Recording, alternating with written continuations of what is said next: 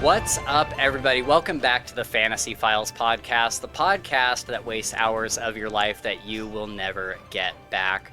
All the usual people are here, including Holly Tinsley and RJ Bayley, because this is the third annual Hunger Games. Wait. Oh, producer is telling me that it is not the third annual Hunger Games. It is actually Holly Tinsley's annual birthday party, but one may tend to resemble the other. All the links to our socials are in the description, as well as our guest links, so go check those out if you're so inclined. If you've been here for these episodes before, then you probably know that they get pretty weird and crazy. So if you're new here, I wish you the best of luck. I recommend having a bucket nearby in case you need to puke. But with that, Holly Tinsley, today is not a day for long intros. It is a day to celebrate your birthday. How are you doing? I am doing I'm a little bit nervous now, actually, after that. I am very good. I am very excited. Third time lucky, as they say. Yeah. Thank you for doing this yet again. It is something I look forward to every year, especially as this year is my last year in my 30s. So next year will be the big 40. So something to look forward to or dread. Haven't quite decided. Yeah. You and I have talked at length about my fear of turning 40. We had this whole discussion a couple weeks ago where I'm like, I'm gonna die alone. But no, happy. It'll be time for a midlife crisis car, Spencer. I know. I'm looking forward to that. I'm gonna get one exciting thing about turning 40. That's right. I'm gonna get whatever the newest Mustang is, or whatever the newest Toyota supercar. Yep. I think you have to get red convertibles. I think that's the right path. It has to be cherry red. There's no doubt about that. Mm-hmm. And it can only have 2 seats, and it has to be really, really small. And it has to be manual. Yeah. These are all midlife crisis things that need to happen. I love the way that me and Spence were having this conversation where I kind of casually mentioned not really knowing how to feel about turning 40 in 12 months' time. And this ended in Spencer having this existential crisis. Really made her feel better there, Spence. Good job. I know. Somehow I made it all about me. Oh man! Oh, that's great. Oh, that's great. Yeah. What else? What else is midlife crisis material? That's I feel like you got to get a boat at some point, right? Yeah. You need a boat that you definitely forget about. I feel like a boat that sits in a trailer forever. You use it twice a year. You divorce your spouse and find someone way too young for you, and then your bank account, and you learn your lesson. That's definitely one. Yeah, you pick up an alcohol addiction, and isn't that just for men? That one, divorcing your wife and getting a much younger partner, or do women do that? The MBs do that? I think it goes both ways. I think it goes both ways. Just the rich ones. Yeah. Just the rich ones. That is a very important distinction. Just the rich ones. Yeah. But so anyway, happy birthday, Holly. Not to freak you out about what the next couple of years are going to hold, but I'll be looking forward to seeing what boat you buy. So what did you actually do for your birthday? Because your birthday was in real time, it was 10 days ago from the time of this recording. We're recording this on the 31st, so. So I had the saddest birthday. No. Imagine this year. So I was at work for a start. We literally did nothing. We didn't do anything, but it was a choice because August for us is a really busy month because we have my husband's birthday is on the 10th, wedding anniversary is on the 12th, and then my birthday's on the 20th. Mm-hmm. So unfortunately, by the time I got to my birthday this month, I'd run out of annual leave, so I couldn't take it. No. And we'd also spent out as well because we went and did loads of stuff throughout August. We went away for a couple of days to a spa and did different days and things at places. So by the time we got to my birthday, we were kind of a bit burnt out. But yeah, it's fine. I'm saving it all for next year and buying a boat. That's there you go. There you go. That's great. Is getting like a new dog or something part of a midlife crisis? I hope so. No, I mean that's just a good decision at any time. Yeah, that's just a good right. decision Okay. anytime. Okay. More dogs. Yeah. I would say if you're 40 and still alone, like you're afraid of, getting another dog might be something that you would do. Yeah, or getting like a first-time tattoo at 40, not just. Yeah. Oh yeah, you got to get like a tramp stamp tattoo. That, like... You go like all Ben Affleck and get a full dragon on your back. You know? Yeah. Or like the angel wings. Oh God. Or maybe a tramp stamp. Maybe it's coming back around. You never know. Tramp stamps are coming back. Tramp stamps are coming back. Are they in an ironic way, or are they being re-embraced, like fully with absolute integrity? I have a 20-year-old sister, same parents. My mom thought she was going through menopause at 40, and no, she was pregnant with my younger sister. Oh. And she's 20, and she has a lower back tattoo. A lower back tattoo. Wait, okay, so what's the difference between a lower back tattoo and a tramp stamp, No, please? it's the same. Please illuminate us all. Nice. Yeah.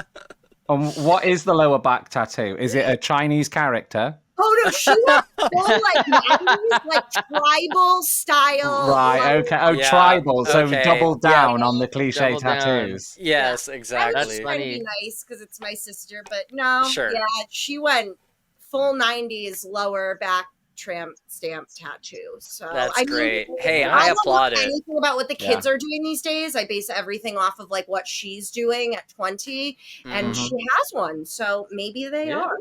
If you like it, you like it. Yeah, that's funny. I feel like the tramp stamps were a thing because during that period of time, the style was to wear your jeans very low, and then have your shirt not like super high, like a crop top or whatever, but just like high enough to where you could definitely see like that area. A small amount of there's a midriff. tattoo. Yeah, I know exactly what you mean. Like Step Up 2 era. Like how everyone's dressed in Step Up 2. Step Up 2 era. Exactly. Oh my god. Yeah. Step Up to the Streets. The Streets. Yeah. Which is a great title because it works in all ways. Like it's Step Up to the semicolon the streets, and then it's like Step Up to the Streets as well. It's brilliant. Perfect. So deep. It's like RoboCop 2.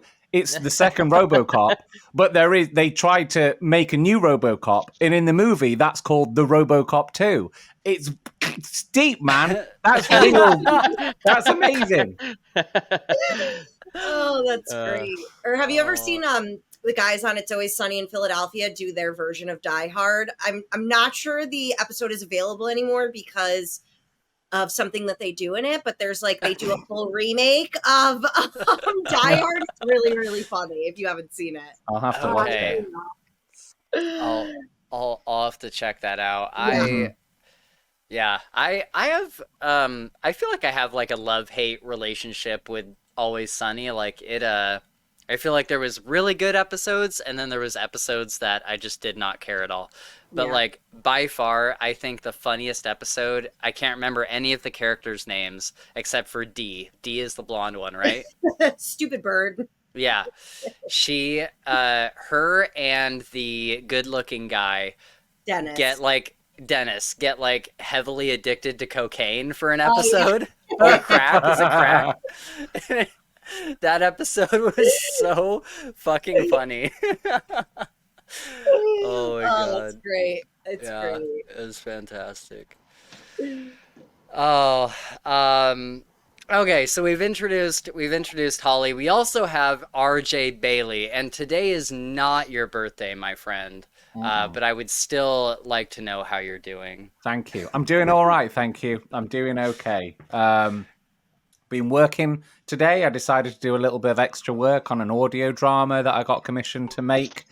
So I finished that off today. So I'm doing all right, thank you, dude. Got my cola, got my friends, with you guys is what I'm talking about. I hope that's reciprocated. You don't have like friends in the other room or something just waiting for you to get done here? No, I don't have any like real life friends. It's very lonely. Oh, that's so funny. I mean, I'm a man that sits here painting models. So they look great. I'm obviously that's half of it. That's not that's very kind of you to say. That's just the legs. It has a head with a giant laser on top. No, I'm a big craft burst as I'm like working on my blanket here doing this, but I love like that. a War of the Worlds thing. Dude, you know that's why what you I have should no put on that friends. instead though? What? Do you remember in Toy Story there was the toy that had like the robotic spider legs and the baby head? A baby head. Yeah. Dude, you should stick that on it. That would be so metal. It would be cool, but I don't want to be like in a toy shop buying baby dolls and then try and justify it by going, don't worry, I'm only going to cut its head off. You could Amazon it. Yeah, that's true. Yeah. Amazon, the beauty of Amazon is it lets you buy all sorts of weird shit that you don't have to explain to anyone. True. Like, I don't... Go ahead. Sorry, what? No, just literally, just because this is the funny thing. Have I ever told you about the year-long prank that I pulled on my sister-in-law? No. With the Amazon Please stuff? do. No, This sounds amazing. Right. This was, I was so impressed with myself. I managed to keep this going for about a year. But basically, she put this random post up on like social media or something saying that she'd ordered something from Amazon, forgotten that she'd ordered it, and when it turned up, it was a surprise. And she was like, "Oh, I'm always doing this." So I thought it was really funny to start ordering random things from Amazon in her name and sending them. So I went through.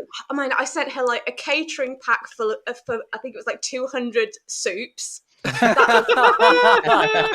sent her like a massive, great big crate full of like dry pasta.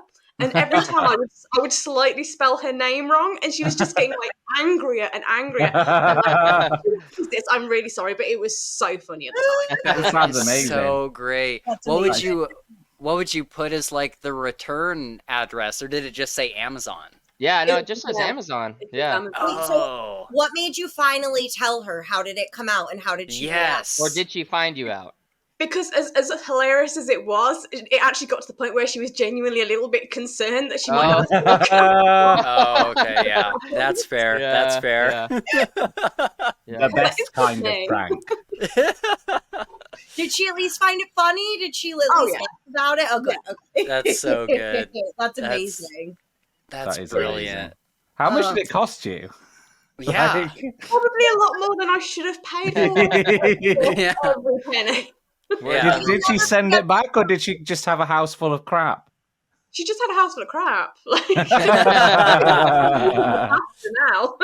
Amazing. What was like the thought behind each item? Was there something you would find that was like, oh, like I bet this would be funny for this specific reason, or was it just whatever was like the most random thing you could think of? I just went by the sheer level of inconvenience. Perfect. That's awesome. Amazing. That's amazing. That is top tier prank. Yeah, that's a really, really good idea. That's great. I love that. I love it.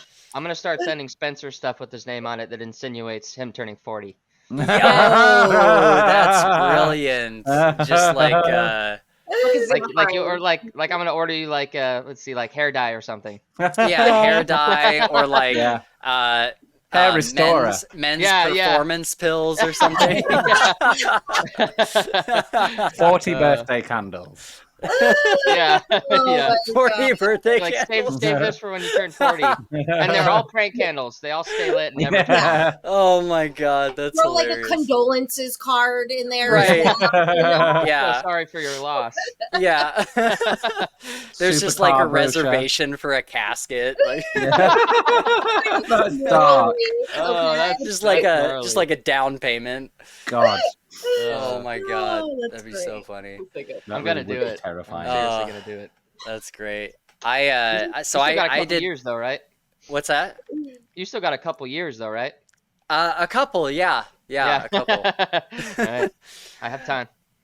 Yeah, that's what Holly told me. She's like, "You're like 8 years away from turning 40. You need to chill, dude." Yeah. And I was like, "Okay." No, I did. So I did something similar to that prank when I was young, and it wasn't nearly as kind as Holly's. Oh, jeez. And it was probably illegal, but thank God for the statute of limitations. Am I right? I'm looking forward to that. So I have an adopted brother, Dylan, and by the time I think we were both like 17, we were like 16 or 17, around those years somewhere, and he had gone to live with his dad for the summer. It's kind of a long, confusing story. Basically, my mom had adopted him, but his dad was still around, and he would go over there and hang out.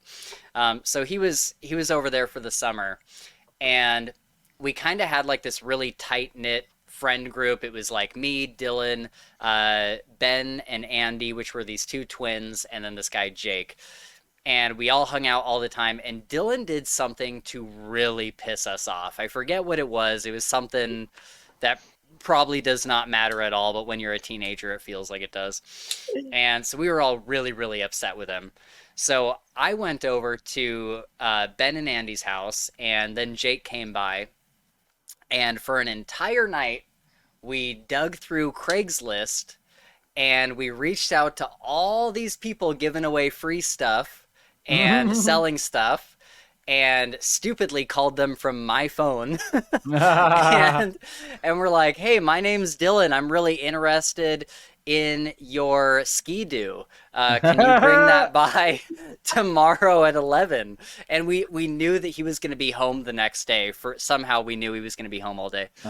And so we called, I'm not kidding, over 50 people to come by with shit to either give away for free or to sell to him. Amazing. And at the end of Dylan's road, he was like, he wasn't like in the cul-de-sac, but he was like just before the cul-de-sac.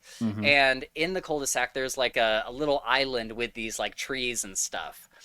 And so early in the morning, we drove their car down to the other side of this island and sat there with a camcorder and recorded the entire day's events of all of these people coming by and trying to sell him stuff. And oh my God, some of them were so fucking funny. There was so many of them, but the highlights basically were, there was a guy that came by with this big ass cello. Is a cello like the thing that stands like really tall? Yeah. He comes by with that, and Dylan answers the door, and the guy's like, "Hey, I'm here for your cello lesson." No way. Matter of fact, I think this was like the first guy that came by because Dylan was baffled. And this guy just like pushes his way through the door, and nowadays like I look back on this, I'm like, oh my God, this is so like unsafe. But this guy just like pushes his way through the door, and he's getting upset that Dylan is like, "I didn't order a cello lesson." He's like, I don't own like a cello or anything. Amazing. And so the dude got really mad and he left. There was some other people that came by with stuff. This one dude came by with like a weight bench, and he had like the bar for the weight bench over his shoulder. And when Dylan wouldn't answer the door, he like walked around the house, like knocking on the windows. And we're like, oh my God, there's like this giant buff dude trying to get into Dylan's house. This is not good. That was one. And then I think by far the one that's like personally funniest to me is we called like a lot of tutors, like a lot of like instructors and stuff. And we didn't do this on purpose. This just like happened through like calling so many people and telling them all to show up. A math tutor and a Spanish tutor showed up at the same time. And the math tutor like showed up at the door, and then the Spanish tutor was like right behind him, and you could see them like conversing with each other. Like it's like the Spider-Man meme of all the different like Spider-Men like pointing at each other, and they're like figuring it out. And so I don't think they even knocked on the door, but they called my phone and left me a voicemail, and they were like, "So Dylan, I guess you wanted your math lessons and your Spanish lessons at the same time. Were you trying to learn algebra and Spanish? Like all this stuff." And so and my phone's blowing up the entire time. Like the entire time this is happening, my phone, like I didn't shut it off, but I just like kept it on silent. And so then they like walk to the end of the driveway and they're like talking for a long time. And we're sitting there like, wouldn't it be so great if they were like both single and this was like their meet cute and they just like fell in love and it just became like a rom-com from here? I'm like, we might have just set two people up and now they're married. Maybe we're doing the work of the Lord. Yeah, very much so. But I'll wrap this up. The very last one that was so funny, it was literally the last person at the very end of the day, was this guy with an empty hamster cage. And he like came up to the door, and Dylan is like not answering his door at this point. Because like literally like dozens of people have come by throughout the day. And so this guy comes by with this hamster cage, and he just like, he looks so sad, and it's like slightly raining. And he knocks on the door and like nobody answers, and he's just like kind of hunched over there, and he's like waits for a minute, and he just kind of like looks around and leaves the hamster cage at the door and walks back to his car. Oh God, that's so tragic. The modern day swatter, you know? I know. Yeah. I know. It was like, and don't get me wrong, I like telling this story because it's funny. I legitimately feel so terrible about this now. Like right? Yeah. What was the aftermath? Not much, honestly. There was not like any backlash. I didn't get in any trouble. Dylan didn't smack you upside the head? No, he was like kind of pissed, but he's like, I just stopped answering my door. Like I just stopped engaging with it. And his dad thought it was hilarious. Nice. And so he at least laughed about it.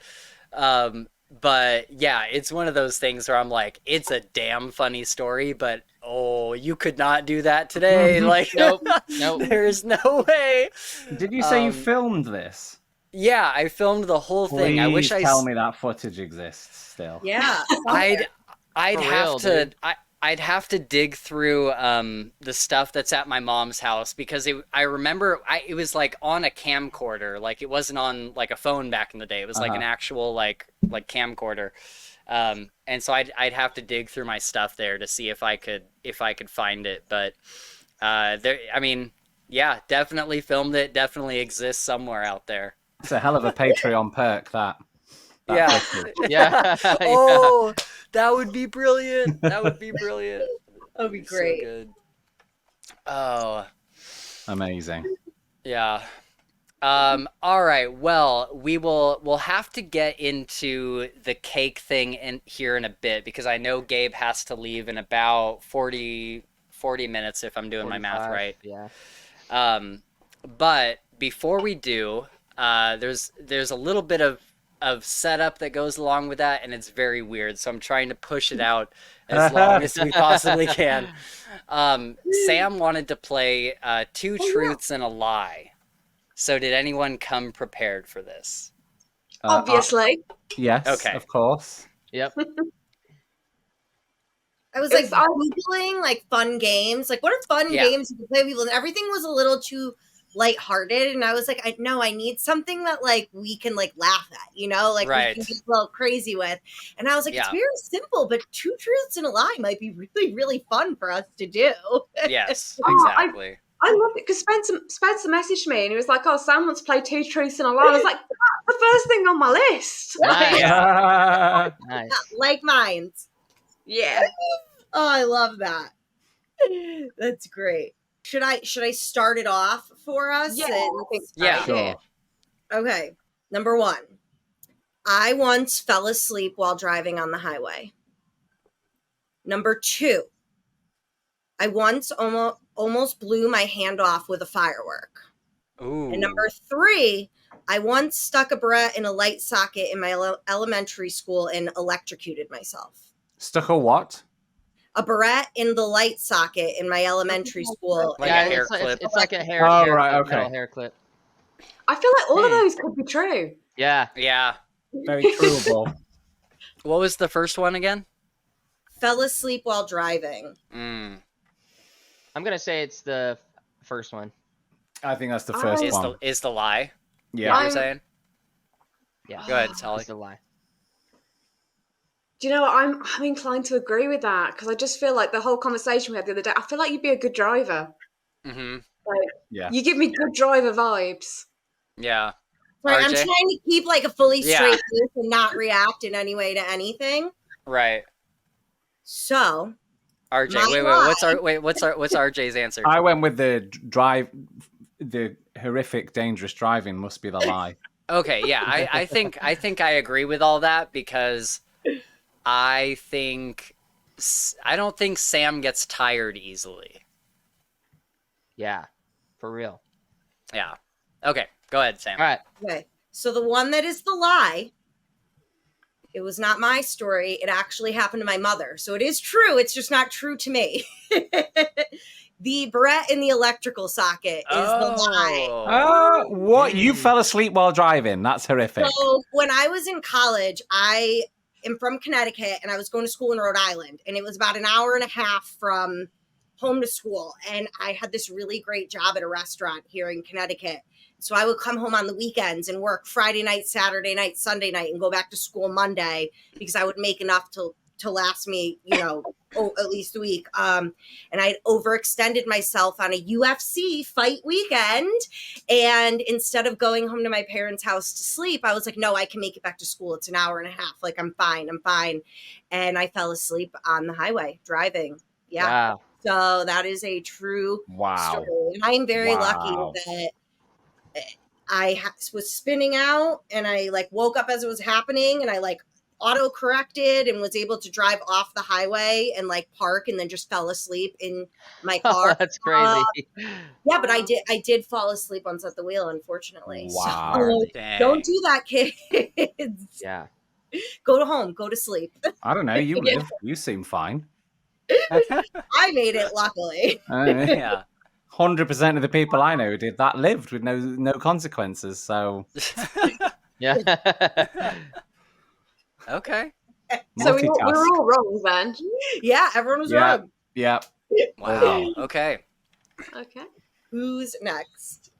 Whoever wants to go. I need to go last. I'm still thinking of a couple things. It's your Should we birthday. very- You choose. You choose. Okay. I will. Do you know? I will just go with mine because I've got them in front of me. So, okay.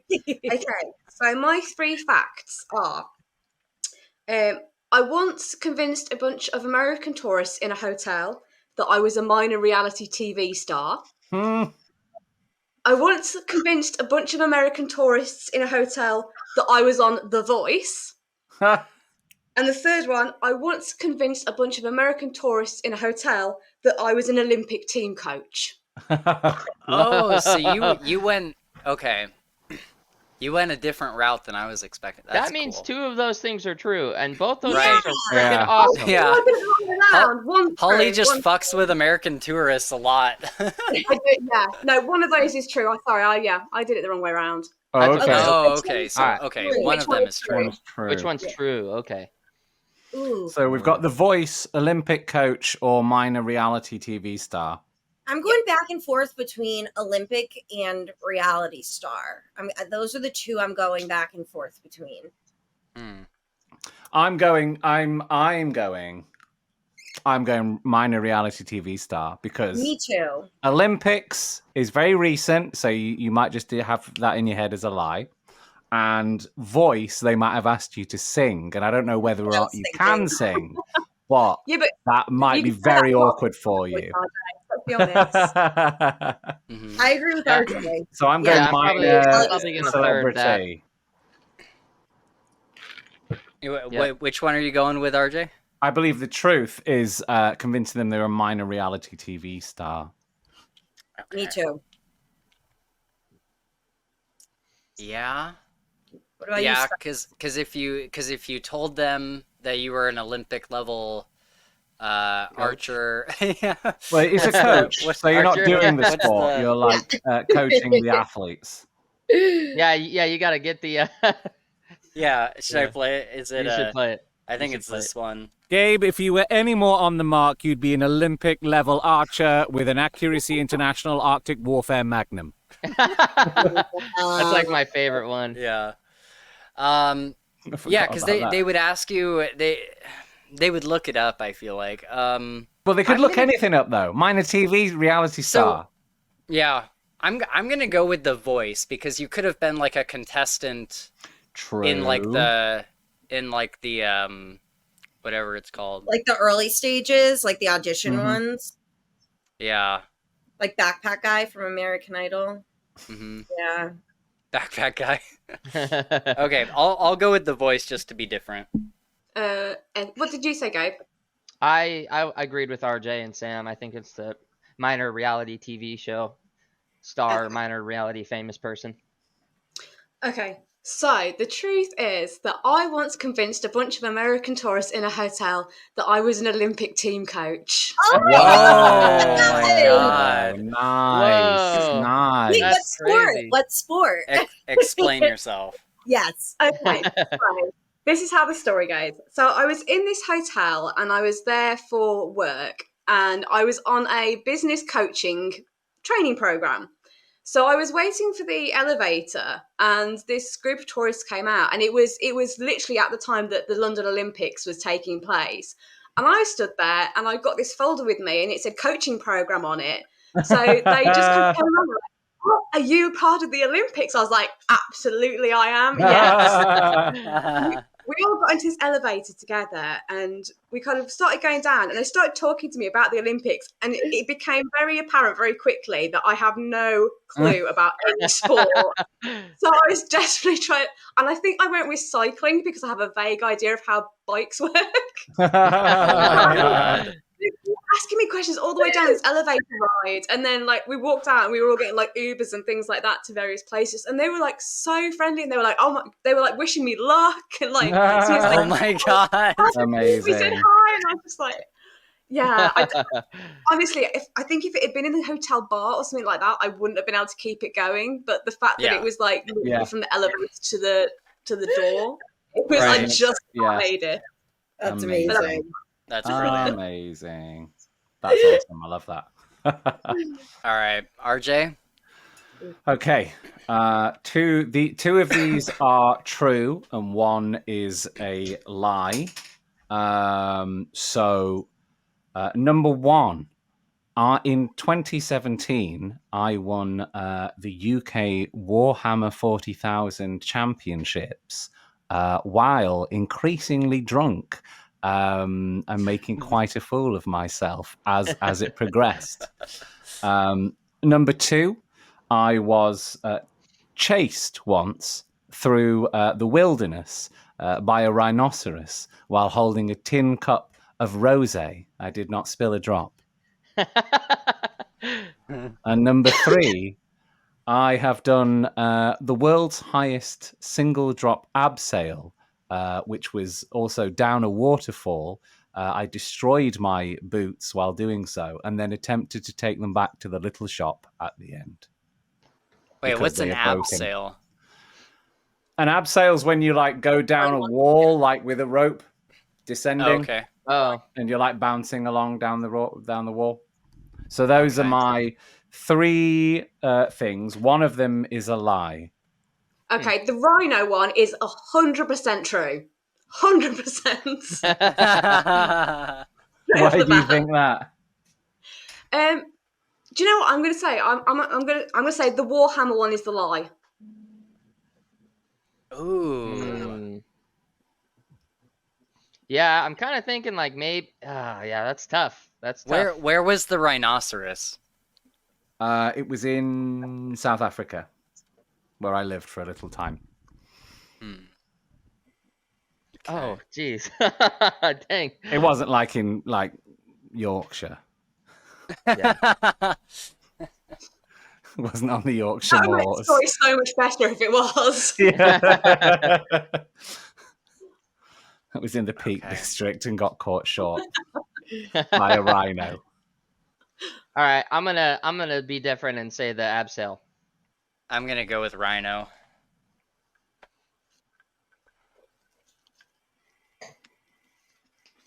Just Warhammer. I'll go with Warhammer because that one seems too plausible. The plausible one is the lie. Yeah, then, right? What you're saying. Yeah.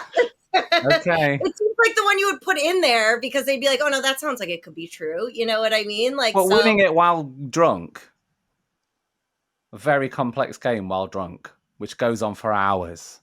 I do some of my best work. Never know. Okay, fair enough. She's like, I'm at my peak performance. So, Spencer, you went with Rhino. Gabe's gone with abseil. Mm-hmm. And Sam and Holly have gone with the Warhammer championship win while drunk. Correct answer was Holly's and Sam's. I did not win a Warhammer championship while drunk. Oh, shit. Tell us about the rhino. Yeah, tell us about the rhino, please. I was working on a game reserve in South Africa, in a place called, just outside a village called Sinsa, in a place called the Transkei, which is a big area of like wilderness, similar to the outback or something in Australia. And at the time, I was alone, living in a tent there that was on massive stilts. To keep me away from the scary animals. But I also, at the time, was a drinker and was like, there is a box of rosé in the communal food tent. And I know I'm not supposed to go out at night time. But what are the chances? What are the Seriously, the Transkei is massive. How many? They're endangered. Like, how many can there be? So, yeah, I went out and I got myself a an ice cold cup of rosé, of fermented grape juice, and then as I was like kind of trampling my way back through the brush, I heard like a very, very loud noise behind me, and I was turning around hoping it would just be an ostrich or an antelope or something, but it was a fucking rhino looking at me. And instead of standing still, which I think what you're supposed to do, because it was like padding the ground and staring at me, I was like, no. I just turned around and legged it, and I could just hear it coming after me, this enormous thing, like thundering along. And I just bolted all the way back to my glorified tent on stilts. Managed to get up it. I don't know. Was it like a ladder or? No, it had steps going up. Oh, okay. Because it was really solid, like built on a wooden platform, and then like I suppose it's more like a I don't want to say gazebo, but it was like a really solid permanent tent type thing. Yeah, right. Okay. And I like just bolted up the steps and enjoyed a refreshing glass of rosé to celebrate not dying. Yeah, so that's that one. Yeah, definitely. That's terrifying. Yeah, there was emergency evacuations. Yeah. And what were you out there in the first place for again? You can just volunteer. It was like I was on my gap year, and I don't know if you have the concept of a gap year. We do. Yeah. So I was on my gap year, and I wanted to go all the way around the world on it because I had an ego or something.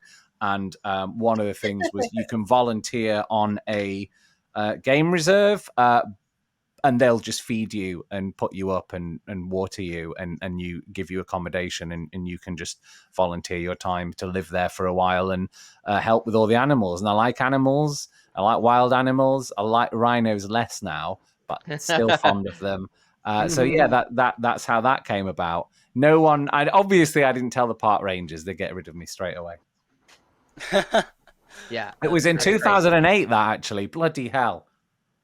That's crazy. That's wild. Yeah. That's wild. Long time ago. We got a Spacey Nova in chat. What's up? What's up, Nova? Hi, Spacey. Can I just say with that one as well, I feel like the lie was easier to detect on the basis that if RJ had drunkenly won a Warhammer contest, there is no way on earth we wouldn't have heard that story by now. Yeah, that's true. That's true. That is true. Yeah. And I missed half of the explanation because there was a door-to-door salesman knocking at the door. Well, you should have brought him in. Yeah. Well, no, my son come talk to the podcast. upstairs watching TV, and so I say to him every time I come do the stream and he's downstairs, I say, you don't answer the door, you don't go outside. If anything happens, you come get me. And nothing has ever happened, but I could hear the knocking on my front door, and I was like, oh, I gotta go. I gotta go. Yeah.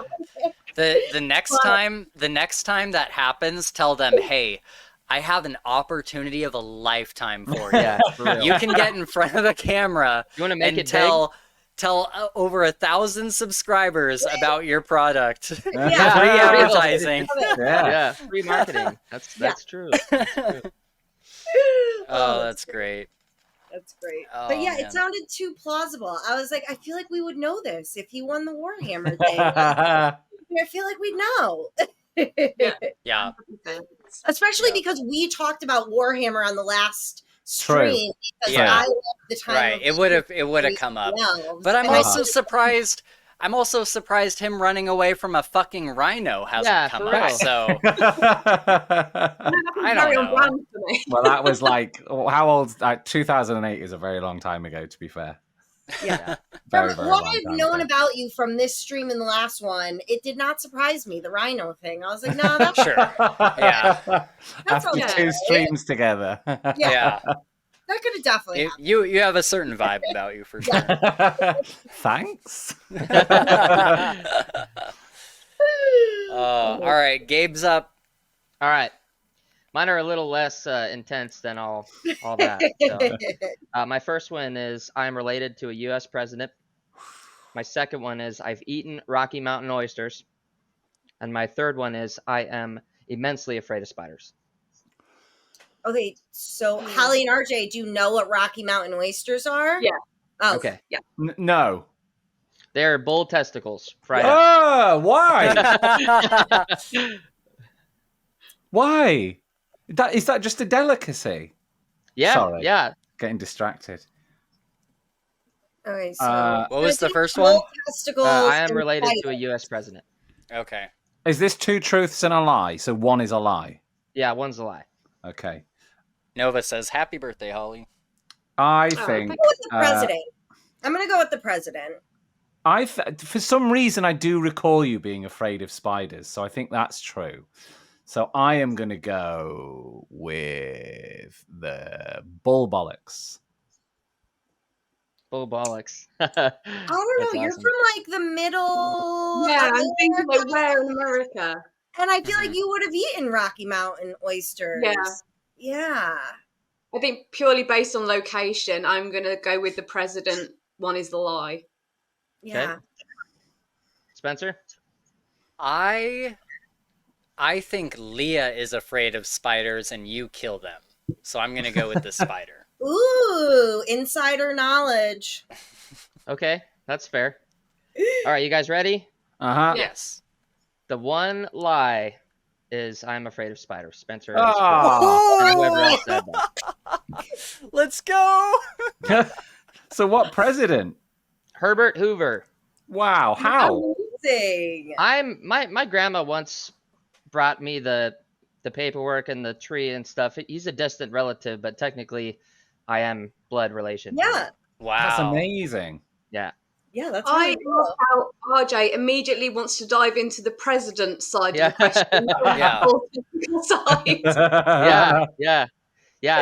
I did try them. I was in Florida at the time. I was probably 13 years old, and I ate them, and they were kind of a weird texture, but tasted just fine. Oh.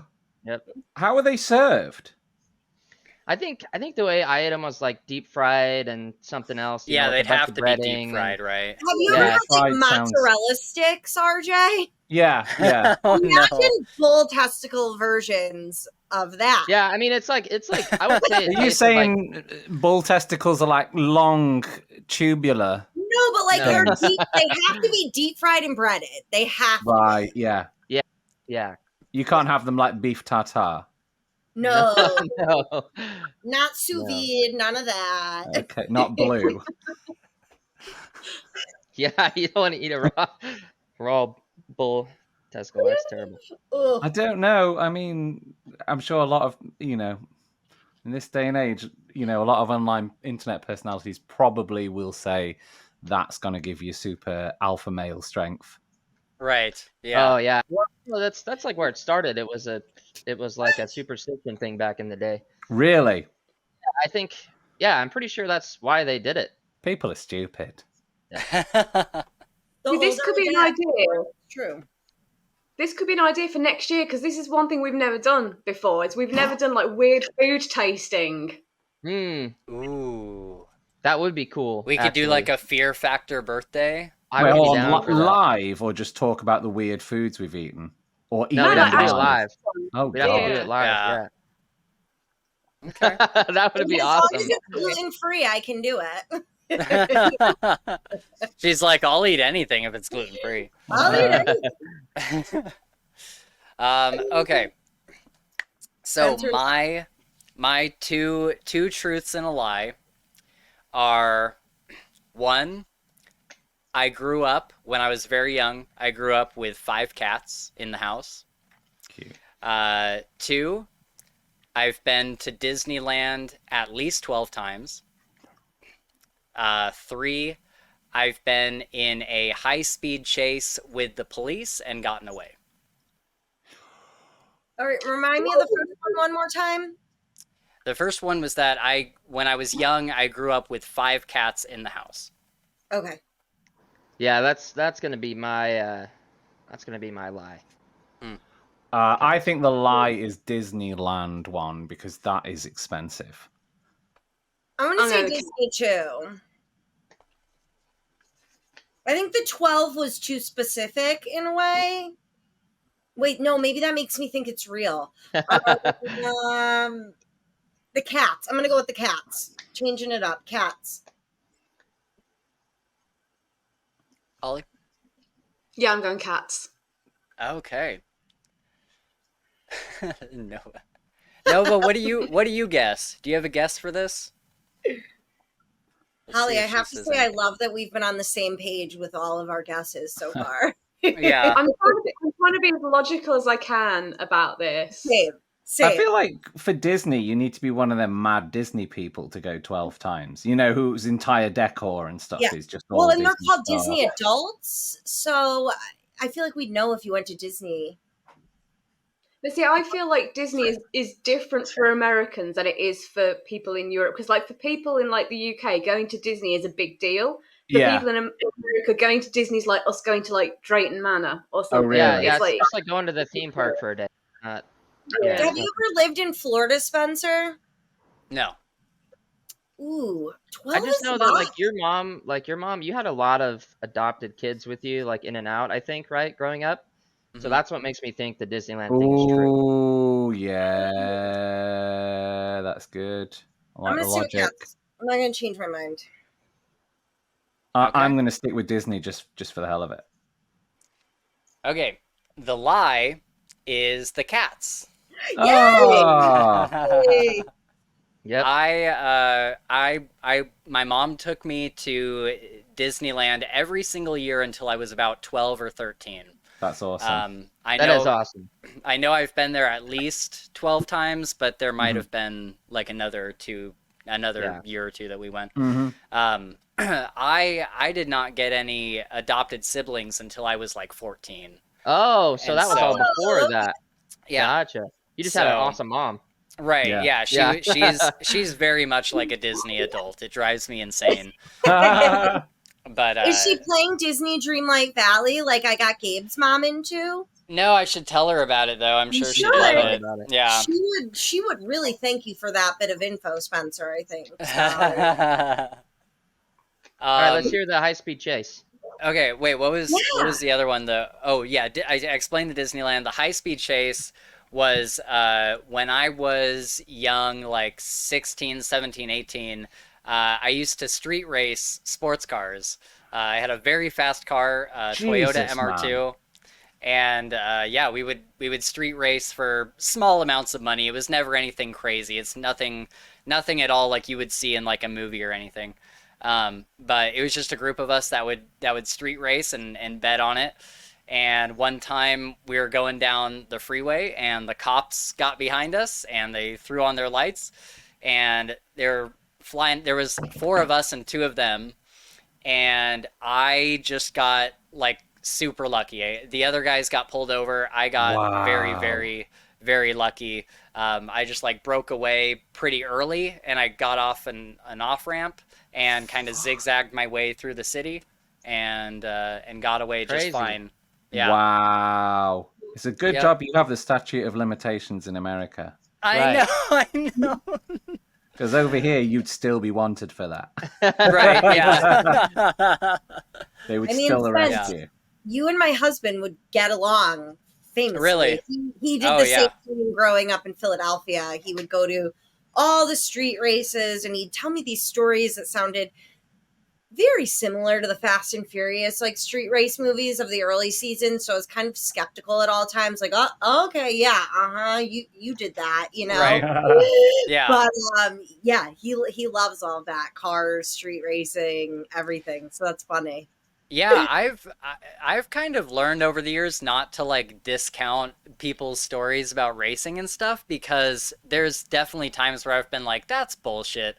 But then you get in a car with one of those guys or a guy like me and you're like, holy shit, this is real. Like, this is very real. Gabe knows. Wow. Yep. Didn't know you were a secret badass. So funny. Yeah. I've kind of I haven't had a sports car for many years now, but I've really wanted to get one. Nova guessed that the high-speed chase was the lie. Couple more years when you turn 40, you'll get one. I'll be back in it, man. I'll be back in it. Yeah. You'll be the 40-year-old guy racing the high school kid. Yeah. Make sure you drive a white Bronco while you do it, you know. Yeah. A la O.J. Simpson. Oh, I don't even know the reference. Oh my you God, don't know the OJ chase in the white Ford Bronco? White Bronco. He was chased down the freeway by like 18 police officers like for a long time. In a Ford the most Bronco? famous car chase of all time. Yeah, low speed, like 30 miles an hour the whole time. Took him on a trip around wherever he lived, LA or whatever it was. Weird. Yeah. Oh, dang. That's so funny. That aged me right there. His Bronco like sold at auction a couple years ago for like millions of dollars too. Yeah. Wow. Okay. I mean, the Bronco is my dream car. I want an old school Bronco. Yeah. The new ones are fine. I don't want a new one. I want an old school Bronco so bad. We had one growing up. I wish we had still had it. You know, it's my favorite car. Spencer and Gabe, do I have a couple seconds to tell you something funny that happened to me yesterday? Real quick, yeah. Really quick, I went to meet up with this person that I sort of work with in the insurance industry, and it came up that I do this podcast, and she was like, oh, how did you meet them? And I was like, oh, through the internet, you know, Twitter. And it was the most awkward thing in the world. People just they can't fathom that. We just like don't get it. And I was like, oh, well, you know, like we liked books and we just happened to find each other on the internet. And that's how I am where I'm at today. That's funny. Was she like, that's weird? She didn't think it was weird, but I was also at a country club and I live in a bit of a waspy town. And so I could see that we were getting some side eyes from the people around us. And yeah, it was interesting. Okay, so as everybody knows, every year that we do this, we get Holly a birthday cake, and they have gotten weirder and weirder. I think the first year it was basically a cake with like 5 digits on it or something. So that with the like the candle number things. And then the next year we set SpongeBob on fire. That was great. And so, of course, we got her a cake this year. Ta-da! Now, I know what you're thinking. It's a basic cake, Spencer. What are you doing? What are you doing with this basic-ass cake and bringing it to the podcast? This is not a good tribute to Holly. Now, I would say that sometimes you have to take a step back in life sometimes you have to be a little simple and a little basic. It's kind of been a simple year, has it not? And sometimes we need to just reflect on, holy shit, it's Jigsaw from the Saw movies. Oh my God. Oh my God. What are you doing here, dude? Holy shit. Oh, this is scary. What does he say? He's saying, hello, do you want to play a game? do you want to play a game with Jigsaw? Oh my God. Amazing. I cannot say that. That is so inappropriate. That is so inappropriate, Jigsaw. So Jigsaw has set up a game for all of us, and we're gonna start with Gabe because he has to go soon. But I hope that Gabe sticks around for as long as he can, because some of these are this is where the podcast gets weird. This is where the podcast gets weird. Okay. So I don't know what to expect. Everybody is kidnapped, just like the beginning of a Saw movie. You get chloroformed, you're in the back of a van, you wake up somewhere that you're not super familiar with. And Gabe, you wake up in an empty room, and there's only one door. You walk out this door onto a stage where you're in a spotlight. There's a crowd of people who are inclined to laugh at you and heckle you. And there are two desks, one to your left and one to your right. One has a computer, and the other has a large stack of books. And you have two choices, Gabe. You can either edit an entire episode of the Fantasy Files podcast, or you can tell the crowd exactly what happened in the Red Rising trilogy. What do you do? You know the answer to that. Edit the whole podcast. Oh my gosh. Okay. A trapdoor opens and you fall into another room. RJ Bayley. Yes. You wake up in an empty room, and you you go through the door, and this is where it starts to get a little bit darker, a little bit weirder. Okay. Yeah. So everybody get ready, get your puke buckets ready. We're going deep on this one. Okay. On one side of the room, you have a toilet that has been suspended. Inside of the toilet, think about like the bottom of a blender. Just Yeah. So your choice is to sit on this toilet, or on the other side of the room, in a cage, is a red kangaroo on ungodly amounts of Viagra.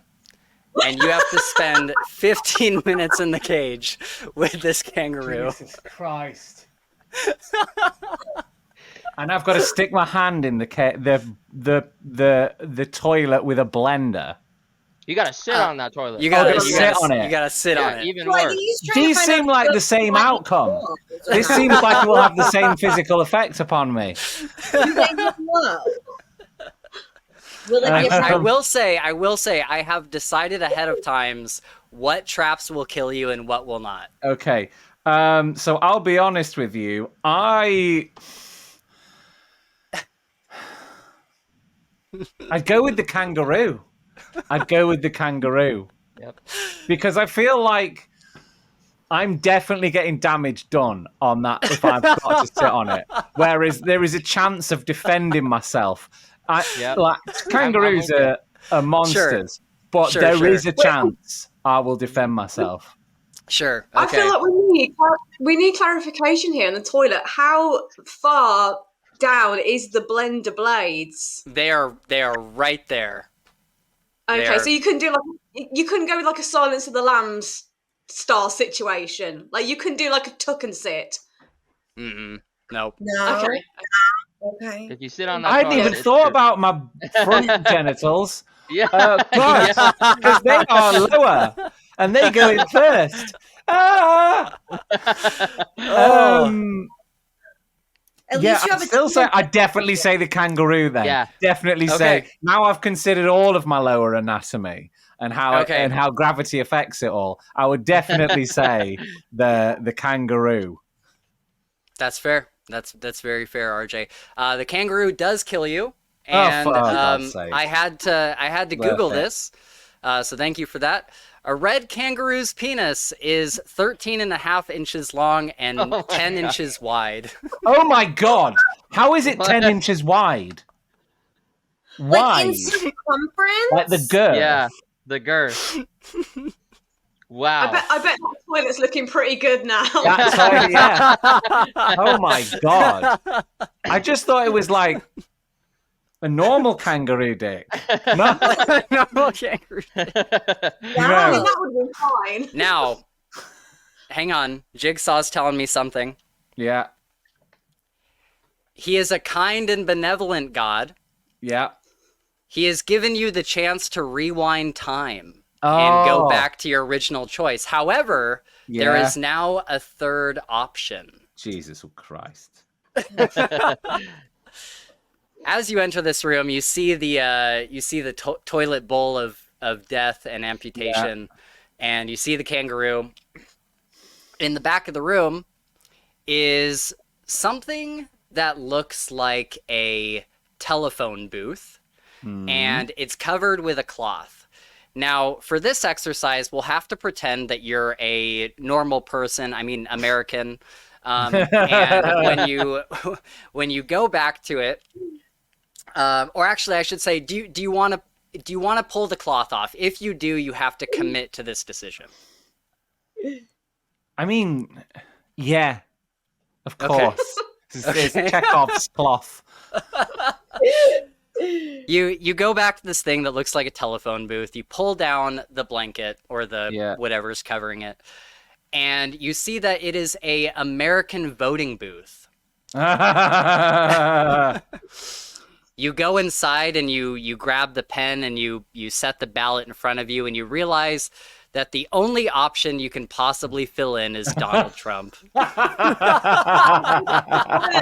The toilet every time.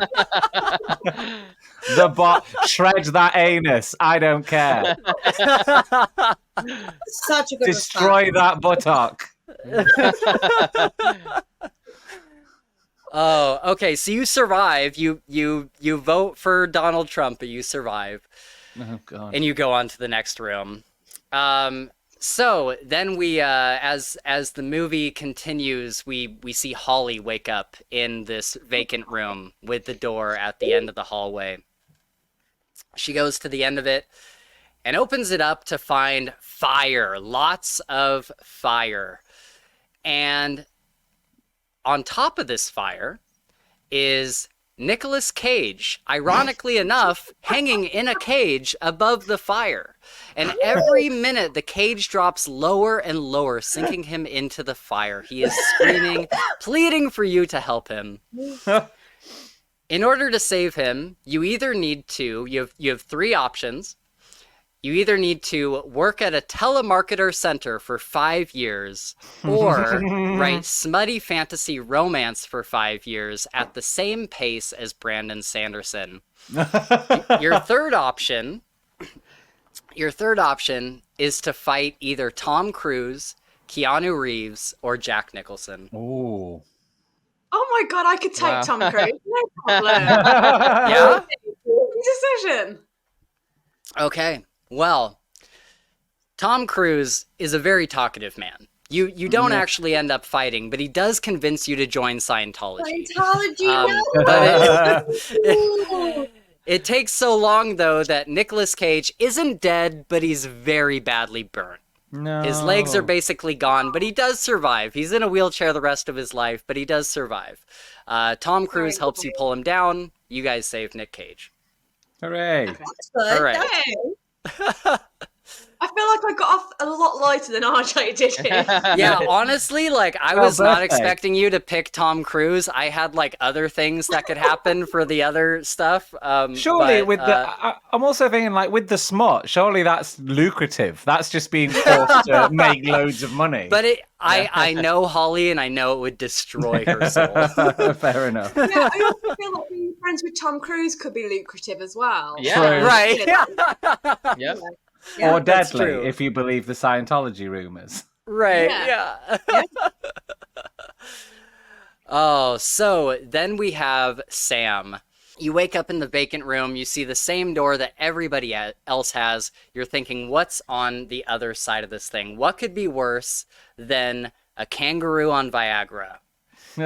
You go into this room, and at the very end of it, you see 3 men chained to the wall. Above them is almost like a timer-looking thing, like big digital numbers, and you start to recognize the men at the end of the room. You have Hitler, Satan, and Mark Zuckerberg. Fuck, marry, kill. Go. Okay. So I have Satan, Mark Zuckerberg, and who is the last one? Hitler. Okay. So I think I'm going to fuck Satan because I think he definitely knows how to get down. Like, he's everything. He knows all the tips, tricks, everything. I'm going to marry Mark Zuckerberg for the money. Like, dude, he lives in California. Isn't that like an equal, like, split 50-50? Like, he's screwed as soon as I force him. And then definitely kill Hitler. Absolutely. Nice. Mm-hmm. That's fair. I think those were good choices. Yeah, that's fair. Very solid. Yeah. Very solid. Satan does kill you because he's Satan. Too bad. But if you had been able to live with Mark Zuckerberg, you would have been very happy because he actually turns out to be a robot and just completely bare down there like a Ken doll. So yeah, you would have been fine with Mark Zuckerberg, but you would have had to fuck Hitler. Yeah. Ugh, that went too much. That's terrible. That's terrible. So Gabe, Holly, and RJ all make it to the end. And basically, you all 3 end up in this room, and you're like, who are these other people here? You've never met each other.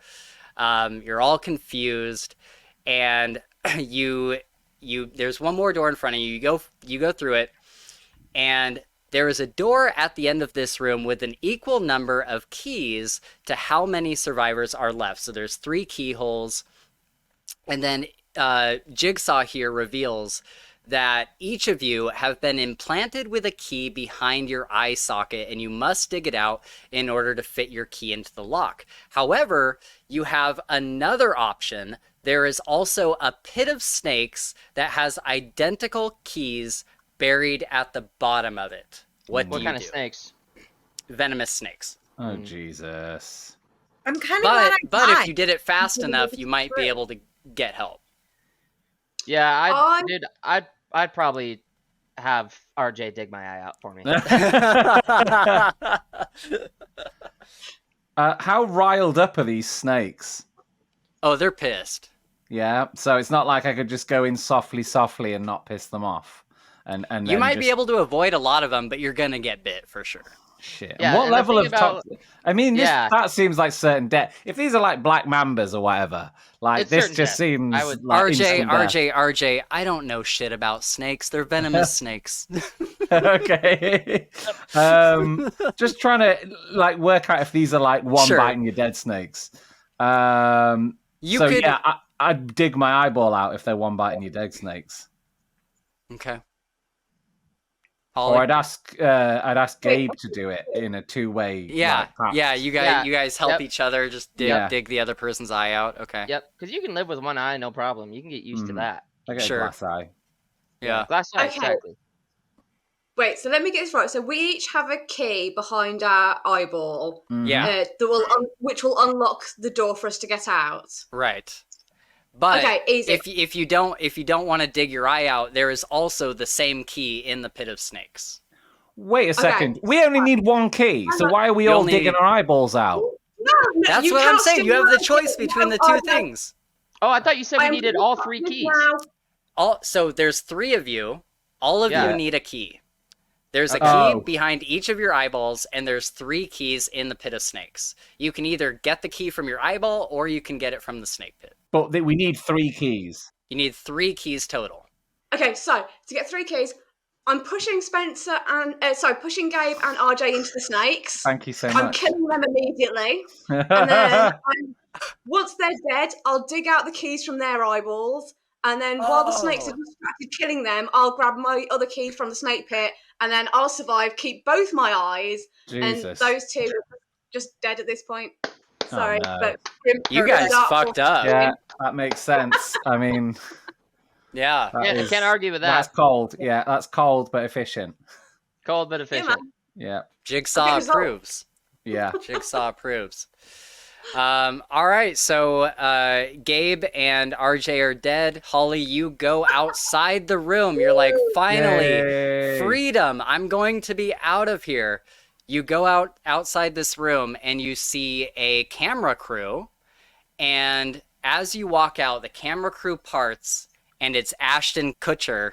And he's like, you just got punked. Whoa. And now you're a murderer. Now everybody's dead. Now everybody's Holly dead. Murdered 2 of us. That was fun. Absolutely brilliant. Yeah. That was fun. Like you outdone yourself, Spencer. Yeah, that was really good. That was great. That was amazing. I had a lot of fun with that. The first one that I thought of was RJ's. And I was like, what is just the most awful thing I can do to somebody? The worst out of that. Yeah. Yeah. I was like, I need to like play Dungeons and Dragons. Like I need to be like a game master. You just be killing just so I can everyone. mess with my players like this. Just total party kill every session. Yeah. Right. Exactly. 100%. Oh. Man, we got that done in record time. I thought that was going to be a lot longer. I'm glad that I was able to stay for all that. Yeah. But I do have to bid you all my adieu. All righty, man. Holly, happy birthday. Thank I hope you guys have fun with whatever you have planned. I'll definitely be watching it later when it comes out. Yeah. Awesome. All right, bye. All right. Bye, Gabe. Wait, so can I light my Holly? Yes. Dessert? Yes, I will eat my piece of cake from the floor. Oh. My floor cake. Oh, well, in that case, I'll it's bring my birthday cake. Yeah. Woo! I didn't bring one. Oh. I mean, I just had some olives out the fridge, so that will have to count. Mm-hmm. Same thing. Blow it out. I think it's fitting that Holly's the only one without a cake, honestly. Well, we bring it. I miss real cake so much. I am so jealous of everything I'm sure everyone is eating. Oh, yeah. That's right. You have to eat fake cake. Fake cake. Mine is a vegan cake, so it's also fake. So is it wheat free? Vegan one. No, it's like egg free. Yeah, it's like no dairy product. I developed an allergy like a year and a half, 2 years ago now, and it has been quite the struggle as opposed to someone who could never eat gluten their whole life. You know, they don't know what's out there. I know what's out there. I know the difference of what I'm eating versus that sucks. What regular people can eat. Okay. Yeah, I'm sorry to hear that. It's really? like it's probably like a milder version of would you rather be born blind or go blind? Like I'd rather be born blind. That's because you know what you're missing. Apt analogy there, RJ. That was perfect. But wouldn't you, if you became blind later in life, wouldn't you at least know, like, wouldn't you at least want to know what things look like? Like, if you're going to be blind either way, like, wouldn't you rather have a memory of what things look like? Yeah, I would, personally. For that specific scenario, probably. But my scenario, no. I wish I did not know how good gluten tasted. It's yeah. Well, I hope you guys had fun with the game. I was nervous about that one. I was like, how far can I take this? Hopefully I took it just to the edge. RJ got to pick the wrong one and then keep going. Why didn't I get a third door option after picking the wrong one, Spence? Because I couldn't think of a third option for you, but I knew that the voting booth one would be funny for RJ. That was great. Okay. So we can go on to another game, or we can just talk about random shit. Yeah, I do have a thing that I really want to do. Let's do it. If that is agreeable. Yes. And I'm kind of for it. gutted that I'm a bit gutted that Gabe's not here because I've wanted to do this for quite a while now. But I needed to wait until RJ was on the podcast as well. Oh God. So as you may know, I am in the process of writing the third Vanguard book at the moment. Yeah, I didn't know, but I'm delighted.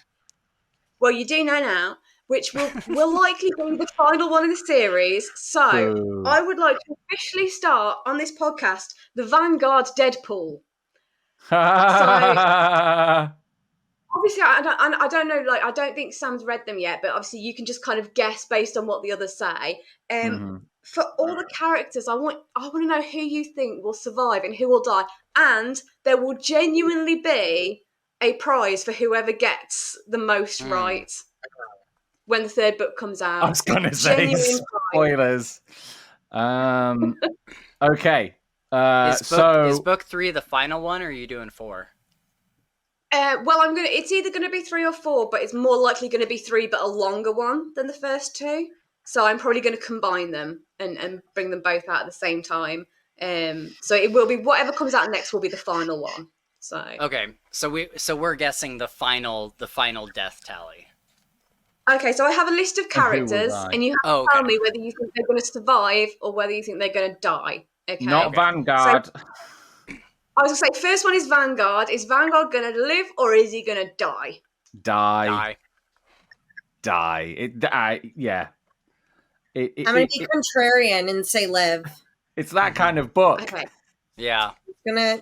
I think I almost have an edge not knowing at this moment. You know what I mean? Yeah, Right. probably. Yeah. Because you're not like double and second, triple guessing. Yeah. Yeah.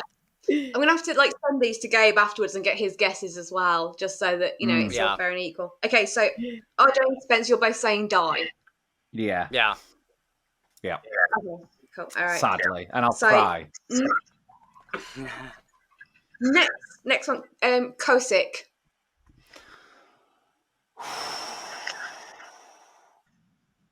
I think I'm going to say you actually are not allowed to kill him. Yeah. Do not kill Kosick. I'm going to say not dead, not die, because I have to believe that. You have to have hope. Yeah, I have to believe Kosick won't die. I'm gonna say he dies. I could see it. Okay, just Sam, for reference, Kosick is the nice guy in the book. Oh, then he's gonna die. Yeah, and he has sick in his name, so it's like a. But he's also like a bruiser as well, like a big old. He's like a big bruiser. Tough guy. Oh, then definitely he's gonna die. He'll heroically die for his lady. No, and I bought the first 2 books in the series on my Audible, so I am gonna be up to date soon. So we'll see how my answers compare to me in like a week. Yeah. Yeah, we'll do that. Okay, Carmen. Carmen lives. I think for she sure. lives. Yeah, Yeah. I think she lives. Is she like the main character's paramour? Not paramour, but she's like a little sister to him, kind of. She dies. She dies. No, I don't Everyone think so. dies. They all die. I wouldn't put it past you for the final book. I would not put it past you. Okay. Sanquan. I love the way no one else who people are watching this thinking, what the hell is this about? Sure. I think Sanquin dies. He's got to. Yeah. He's kind of the bad guy. Really grimdark, and he wins. He's the bad guy? Yeah. I'm gonna Like say the grimmest of the dark, he just wins. I'm gonna say Liz. Here's the thing. He either dies or something like comparable happens to him. Like Fate he worse is. than, yeah. Yeah, like permanently imprisoned. Or rendered like homeless and brain damaged or something horrific. He has to sit on the toilet bowl of decapitation. Amputation. Becomes like the lowest. I could see him becoming the lowest of the low with no way up because of the kind of character. He's Like that guy from the Lost series who gets his tongue and fingers cut off so he can't do anything anymore, but he's suffering. Yeah, I'm gonna stick with live. I think he'll okay. die. I think he'll die. Yeah, I'm gonna stick with die. I just have to say, this Okay. is really fun, like speaking to an author before their book is out. And, like, the fate of the characters, this is amazing. And I'll get to find. Well, I don't know. I'm not taking anything for granted. I feel like this one could be the controversial one. Mandego. No, he'll live. He's like the Joker. He's gotta live. He's gonna have a live. crime empire. I think he'll live. Mm-hmm. He'll be diminished, but he'll be back. Yeah. Spin-off series. I'll be so upset if he dies. He's by far my favorite. How would you describe Mandego though, for Sam? He's like so like technically he's a bad guy, but he's the bad guy that you like genuinely enjoy. Like you genuinely like root for him, and like a Jaime Lannister. I haven't read Game of Thrones, but for me, he's like the Joker meets Jack Sparrow, and he's a crime lord. Yes, like Jack Sparrow. Yeah, Jack Sparrow is a great comparison. Like he's a real piece of shit. Like, but you forget about it because he's so entertaining. Right. Yeah. Exactly. He's so likable that you're just like, okay, whatever. Yeah. He's or you almost don't notice what he's just done to that woman. Right. Yeah. He's probably my favorite character, I think, next to like Vanguard. Okay. Cool. Okay. Well, now I have all your answers. I'm going to go away and write the third book because now I can do it based on. And make sure none of us win a prize. That one dies. That one lives. Can't kill that one anymore. That's great. That's great. That's awesome. Yeah, it's going to be so fun to see. I will get Gabe's guesses as well. Mm-hmm. Yeah, and for sure. I'll keep them until it comes out. But yeah, that's a lot of fun. Have you got a timeline for Vanguard 3?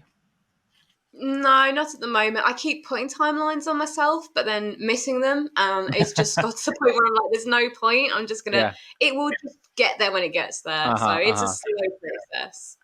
But yeah, it's in the works. Do you have a working title?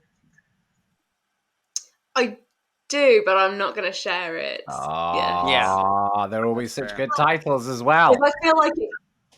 I feel like it gives too much away. That's fair enough. You gotta. It's called Death of Vanguard. Yeah.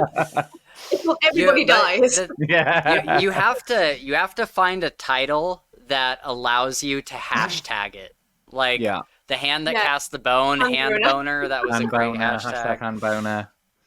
Yeah. Holly, what does your normal writing process look like? Is it, you schedule it for yourself? Is it like a natural, I'm feeling inspired and I got to get it down, or a mix? Oh my God. It's a stretch to say I even have a process at this point, but it was really easy. The first 2 books that I wrote, I sort of had like a little part-time job that I was doing just to kind of top money up, but I was mostly just writing.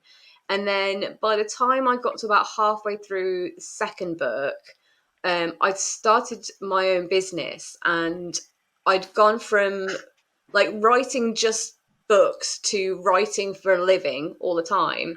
So by the time I'm now doing the third book, and I spend about 50 hours a week writing. So by the time I actually sit down to work on the book, I am so burnt out on words that I really struggle. So I have to be more disciplined now. So now I'm more of a plotter, where I'll be like, okay, so today I've got to write this scene where this happens, and it's going to be this many words.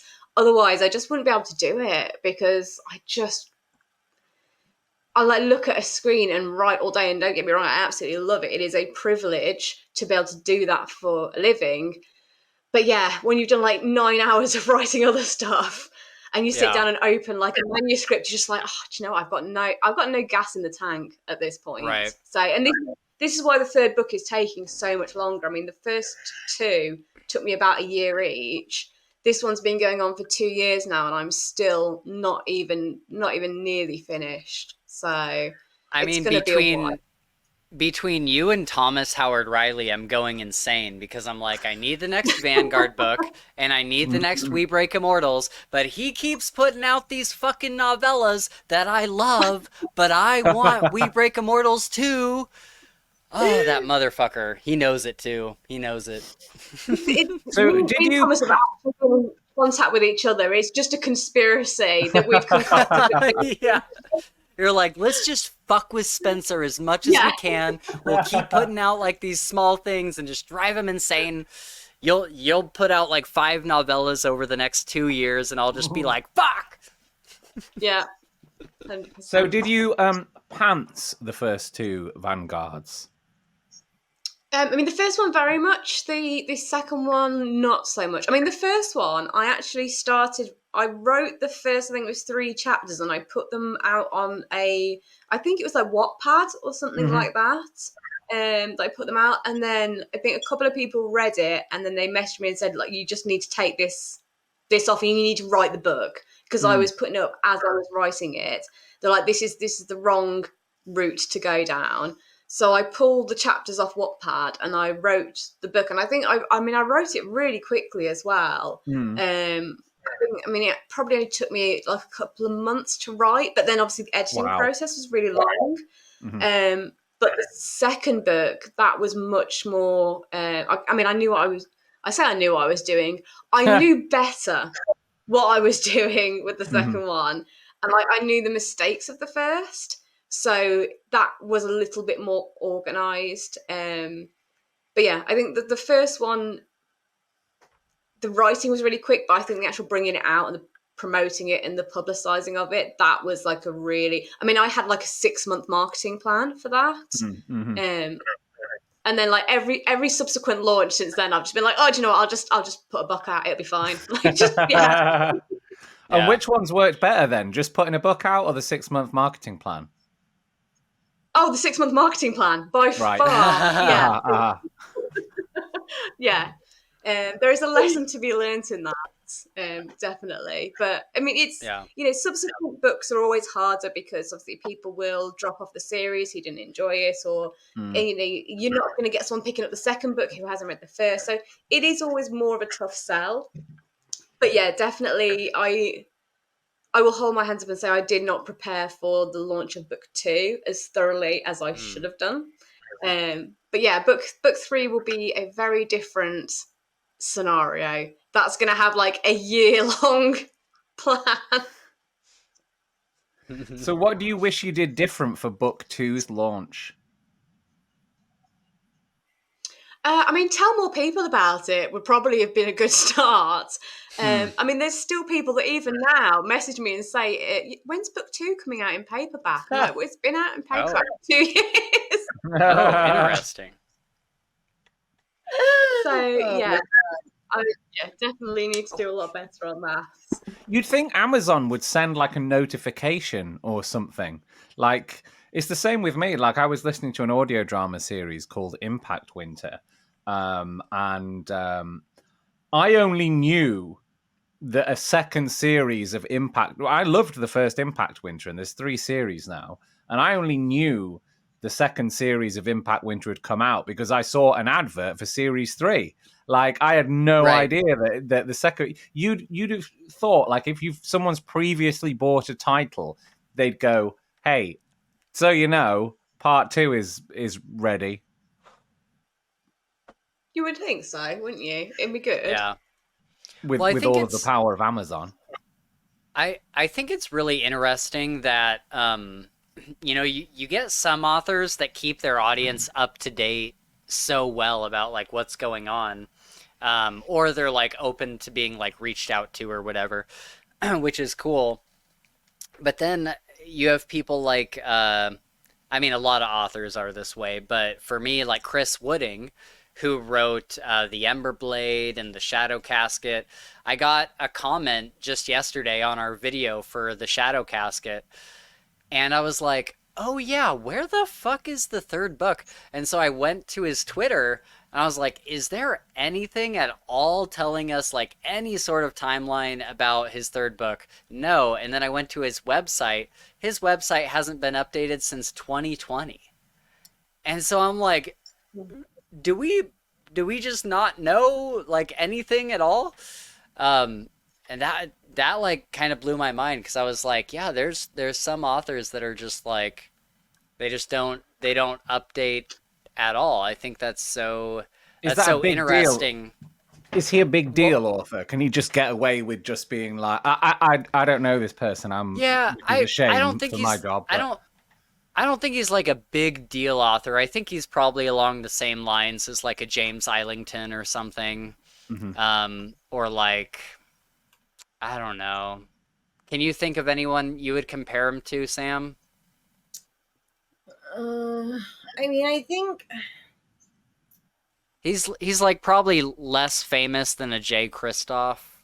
Yeah, that's what I was just looking at, and I don't know. And like I think he can Jay get Kristoff away with it. I call a big deal. Yeah, for sure. Yeah, I think this guy gets away with it because I think he kind of pissed a lot of people off with his second book. Like every single comment I have on that episode of ours is like, this book sucked. He did all these things that like went way off from like, they're like, I don't even recognize the characters anymore.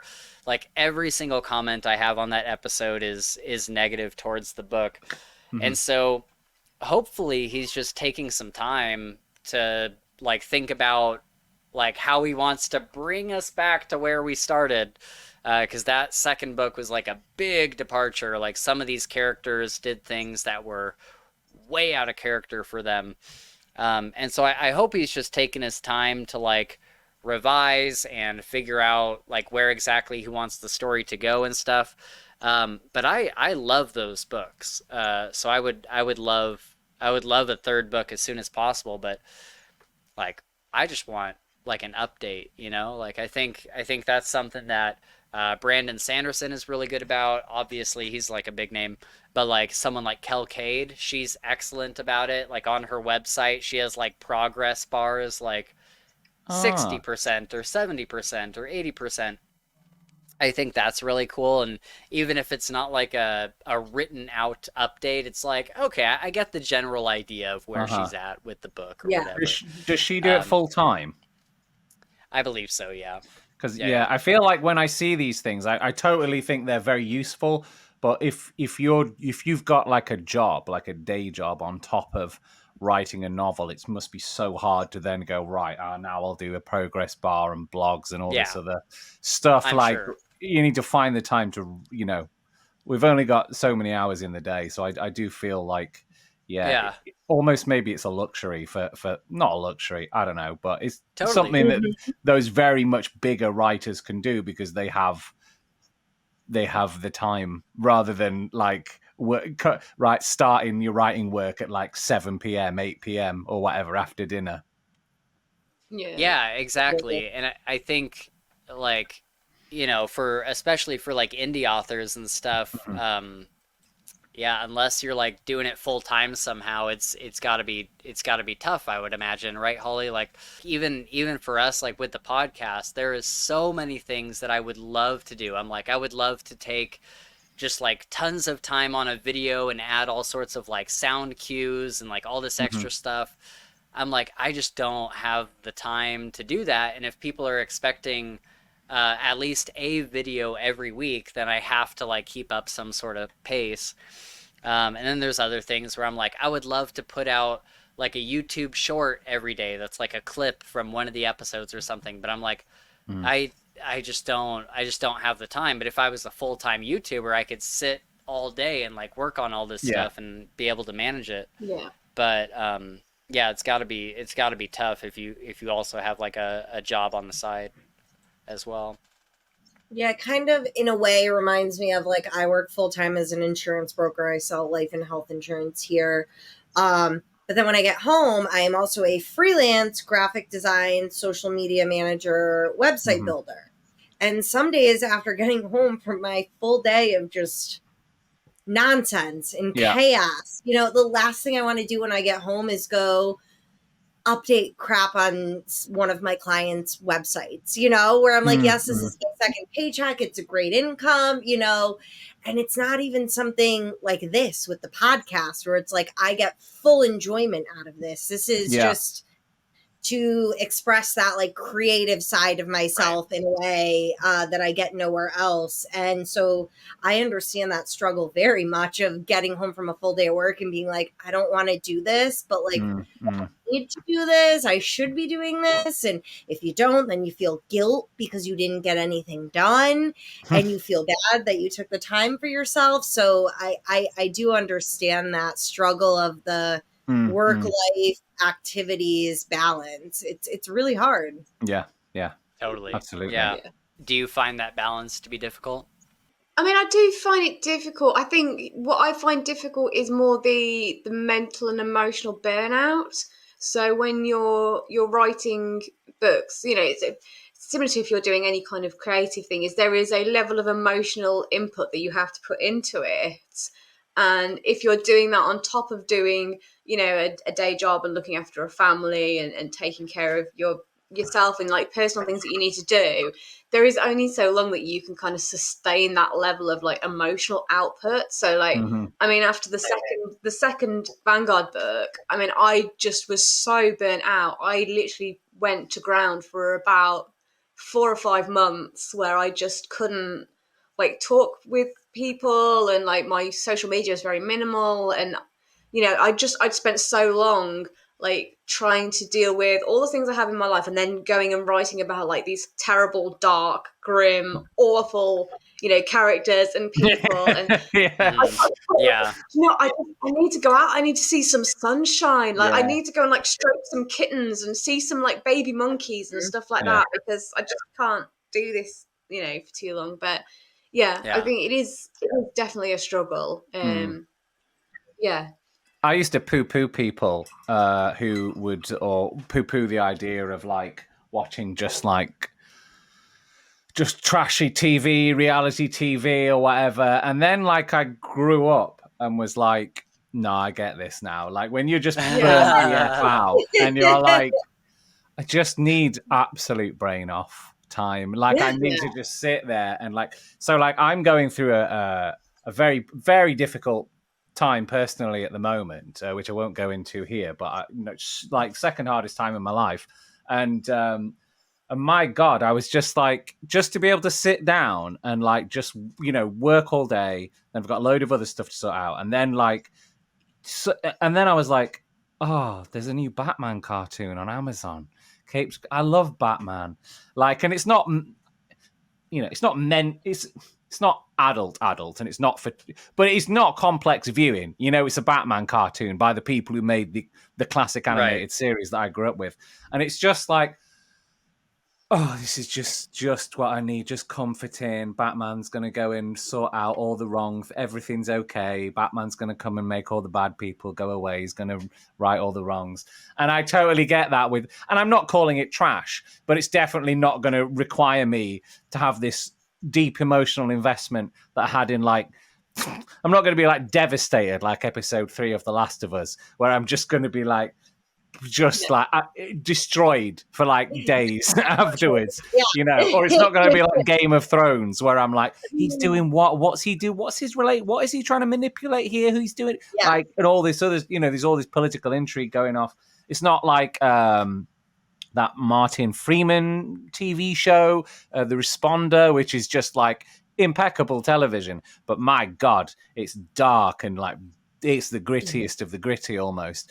And like, so I totally get where it's like, I'm not in the mood for that. I just want Batman to come and save the day every 30 minutes at a regular interval. Like, and there's a theme song in between, and then 30 minutes later he saves the world again. Amazing. Yeah, I get it. I love Jordi Shore from the UK. Yeah. I just want to see these 20-somethings get obliterated 7 nights a week at a club and throw stuff and then go to the kebab shop at the end of the night and get this. I wish so badly we had kebab shops here. It is the one thing I wish more than. Isn't that just what a euro is? No, but it's like, so you got this like pizza box full of different assortments of junk food. And like, granted, I can't eat any of it anymore. I would not be able to eat any of it being gluten-free. But man, in my 20s, I would have eaten one of those every single night. It would have been the perfect night to every single obliterated. Yeah. I feel that when I'm watching Jordi Shore, I'm like, oh yeah, this is great. I don't have to do it, but I feel like I'm living it at the same time. You could just check out. Right.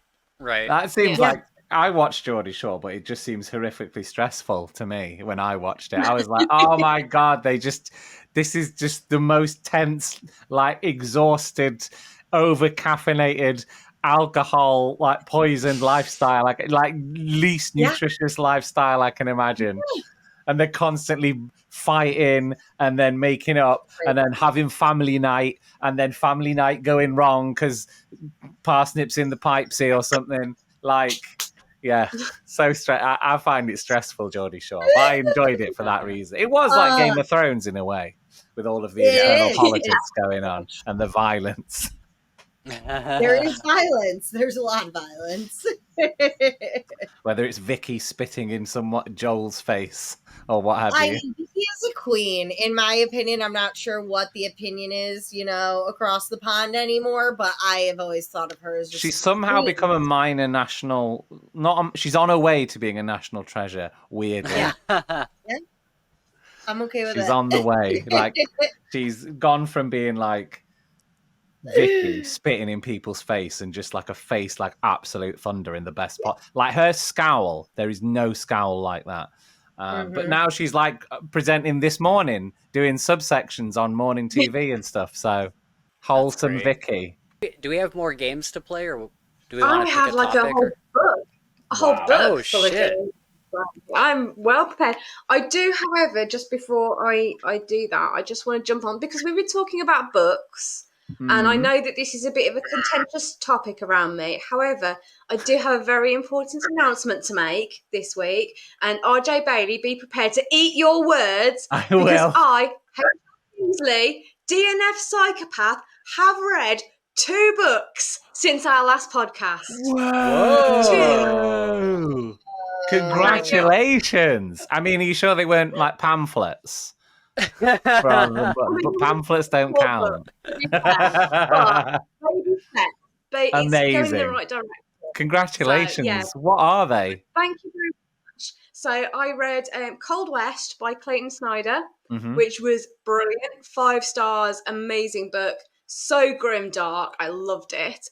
And just this morning, in fact, I finished The Scroungers by Thomas J. Devons, which was also an absolute riot and reminded me very much of AJ Retger's work. It's very kind of similar style of theme, different writing, but very definitely had that kind of vibe. So is Cold West a Wild West thing? Just judging by the title. Yeah, I mean it's basically it's Western, but it has got like elements of fantasy, and so there is like some magic involved. But what was great about it was when I read it, I'd watched the Paramount show, which I can't remember the name of, but it's got Sam Elliott in it. And when I read it, I couldn't stop myself from reading it in Sam Elliott's voice. So it was like having my own internal narrator. It was great, absolutely great. I really enjoyed that. Oh, he's got. Hey, it's an audiobook, so I can find. I can put that on my list. I mean, it is dark. It is dark. Okay, interesting. Forced or more violent acts. I'll have to ask. Is that like the genre you like to read, Holly? Like dark? I mean, generally, I don't really know that I have a specific genre. I think I just have a very specific style of writing that I like. So I really like the way that Clayton writes his prose. I think some of it kind of felt very similar to how like I write myself or how I would want to write. So like I think some people have struggled with this book because of that, but actually I found it, there's a lot of it's very fast paced, it's very clipped, it's very like down to the bone. There's no kind of messing around with. It's just like, this is happening. Get over it. We're moving on to the next thing, and I love that. I love like that, like relentless pace. It's only 4 hours as well. Oh wow! Yeah, bash through that one. Yeah, not to diminish your achievements. It's fine. I like that too.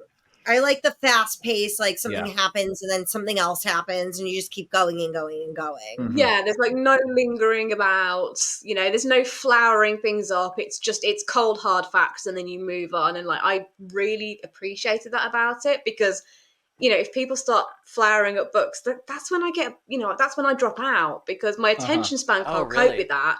I need to move on quickly. That's funny. That's funny that you mention flowering up books because I am currently reading the second book in the Farseer trilogy. And that book, like, there's things that happen, but there's a lot of, like, little nothings that happen as well. And I am loving this book. Like, I think it might be in the running for like my book of the year. Like I have tried to get Spencer to read this for so long now because I've always said it's one of my favorite all-time series, maybe my favorite series ever. So the fact that he's not only reading it, but he's falling in love with it in the same way I did just makes me so happy. So happy. I describe it as misery porn in a way where it's just nonstop. Bad thing, bad thing, bad thing, bad thing, but the protagonist just keeps persevering as best as they can, and I just Robin Hobb's prose is just it's super flowery, it's super poetic, it's very Rothfuss-like, but I think I hear a lot of people. What's that? But grimdark. I wouldn't call it grimdark, but there is a lot of like bad things that happen to the protagonist. But there's always like a turnaround, or at least so far, there's always been something where like something bad happens, but then something like really good happens, and then something bad happens and something really good happens. And he's like this, the main character is this bastard that lives in this castle, and everybody kind of in the royal family kind of hates him because he is this royal bastard. But there's one person, I won't reveal who it is because I think it's not until the first book that you find out this person's kind of on his side. But there's one person that is like totally on his side, and those interactions are the best moments. Like those interactions have made me like tear up for sure. Yeah. I know who you're talking about. The 4-letter word person. Like a swear word. And then blank, blank, blank, blank. No. Who are you thinking of? I will put it. You're talking about the Fool. No, the Fool is great too. I love the Fool. Yeah, there's the Fool, who's kind of like, if anybody's read Brandon Sanderson, he's kind of like the Hoyd character, where he's just like very weird and mysterious and will give like cryptic bits of information and you don't know exactly what he's talking about, but he's usually generally helpful. And then there's so many characters that I can't even talk about that I would love to. Yeah, should definitely read the Farseer series if you haven't, by Robin Hobb. They are just phenomenal. They will grab your heart. The Assassin's Apprentice as well. Is that what we're talking about? That's right. Sorry, book. I've read the first one. Yeah. Oh, cool. Yeah. So this series I put off for so long because I was like, oh, it's like an assassin book. That's super cool. And it's really not. Like, you see him do some assassin things, but that's not like what the book is focused on at all. Like, a lot of the stuff that he does as an assassin, you don't see on page in the slightest. Besides like every now and then when he needs to do something. And as far as I can tell so far, he's not really good at it either. But it's... So I put it off for the longest time because I was like, well, I don't want to read an assassin book that's not like about an assassin, like an actual like running on the rooftops and cutting throats and all this stuff. And I just had like this icky feeling about it for a long time, because I'm like, that's what I want out of an assassin book. But when I went into it with the mindset, like knowing that it wasn't going to be this assassin thrill ride, and it was going to be more like King Killer or something slower like that.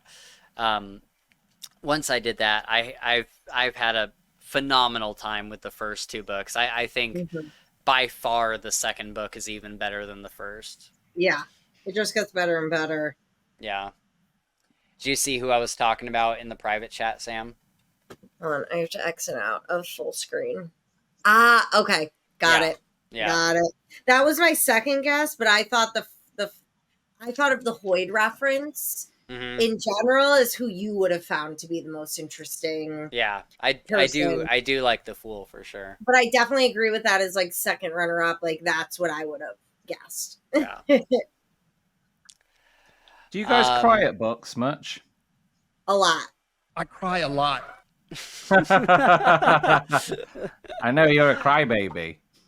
I cry all the time at books. Well, I mean, like if it hits me like emotionally enough, I definitely do. I wouldn't say like every book, but there's like certain things, like anything to do with like parents or even some like romance stuff or any that's sweet, like friends, like characters dying and stuff like that. All that stuff really like tears me up. Or just someone like there's a, I won't spoil the scene or anything, but there's a scene in King Killer when Quoth is like laying in his bed and he just feels awful about himself. Like he feels like he is the worst person ever and that he can't do anything right and all this stuff. And there's this friend of his that is kind of like she's kind of like this ethereal character. You're not really sure if she's like magical or if she's just like human that's just like a little quirky or what. But he's like crying in his bed and she like comes through his window late at night and like comforts him. And that scene every single time makes me cry so much. That scene is brutal. But it's so good. I love it. I feel like the gauntlet is now laid down for book 3. Like that is my ultimate book goal. Yeah, make Spencer cry. Yeah. Hashtag make Spencer cry. Do you cry much at books, Holly, or do you not read enough of them? Sorry. I don't think I haven't cried at a book since I was a child. I don't think. I think the last book I cried at was Goodnight, Mr. Tom, which I did love as a kid. It was one of my favorites. But yeah, I'm not a big crier, to be honest. Like like films and TV shows, sometimes I will, but a lot of the, it's just not something I do that much. And it's so funny to me because like my husband will cry at like TV shows and things like that. And we've almost turned it into a competition at this point, like to see who can hold out the longest. Yeah. I usually win. Yeah, for sure. Have you and your husband watched The Last of Us? I haven't yet, and we haven't got the right channels for it, unfortunately. Like I really want to. Watch The Last of Us and then see how long you last. Yeah. Honest to God. That's a hard one not to cry at. I mean, it's amazing. It's amazing. I never cry at things, but I've only ever cried at one book, but like with The Last of Us, I just was like, destroyed. Properly just sobbing my bastard eyes out. It was just, well worth watching though. Proper art. Yeah. Exactly. And I won't spoil anything, but the second to the last episode is the one that decimated me. Like that one was brutal. I was gonna say, like, I agree with Holly in a lot of ways where I'm not a big crier. Like when I had my son, I did not cry, and my husband, who never cries, cried. But I will cry for certain books and TV shows. Yeah. Yeah, like, and that's the thing. I get made fun of a lot on the podcast, rightfully so, for like crying at a lot of books and stuff. But in my like real life, like my day-to-day life, there's not a lot of things that will like make me cry. I think like I cry when a pet dies, and I cry when a very good friend dies.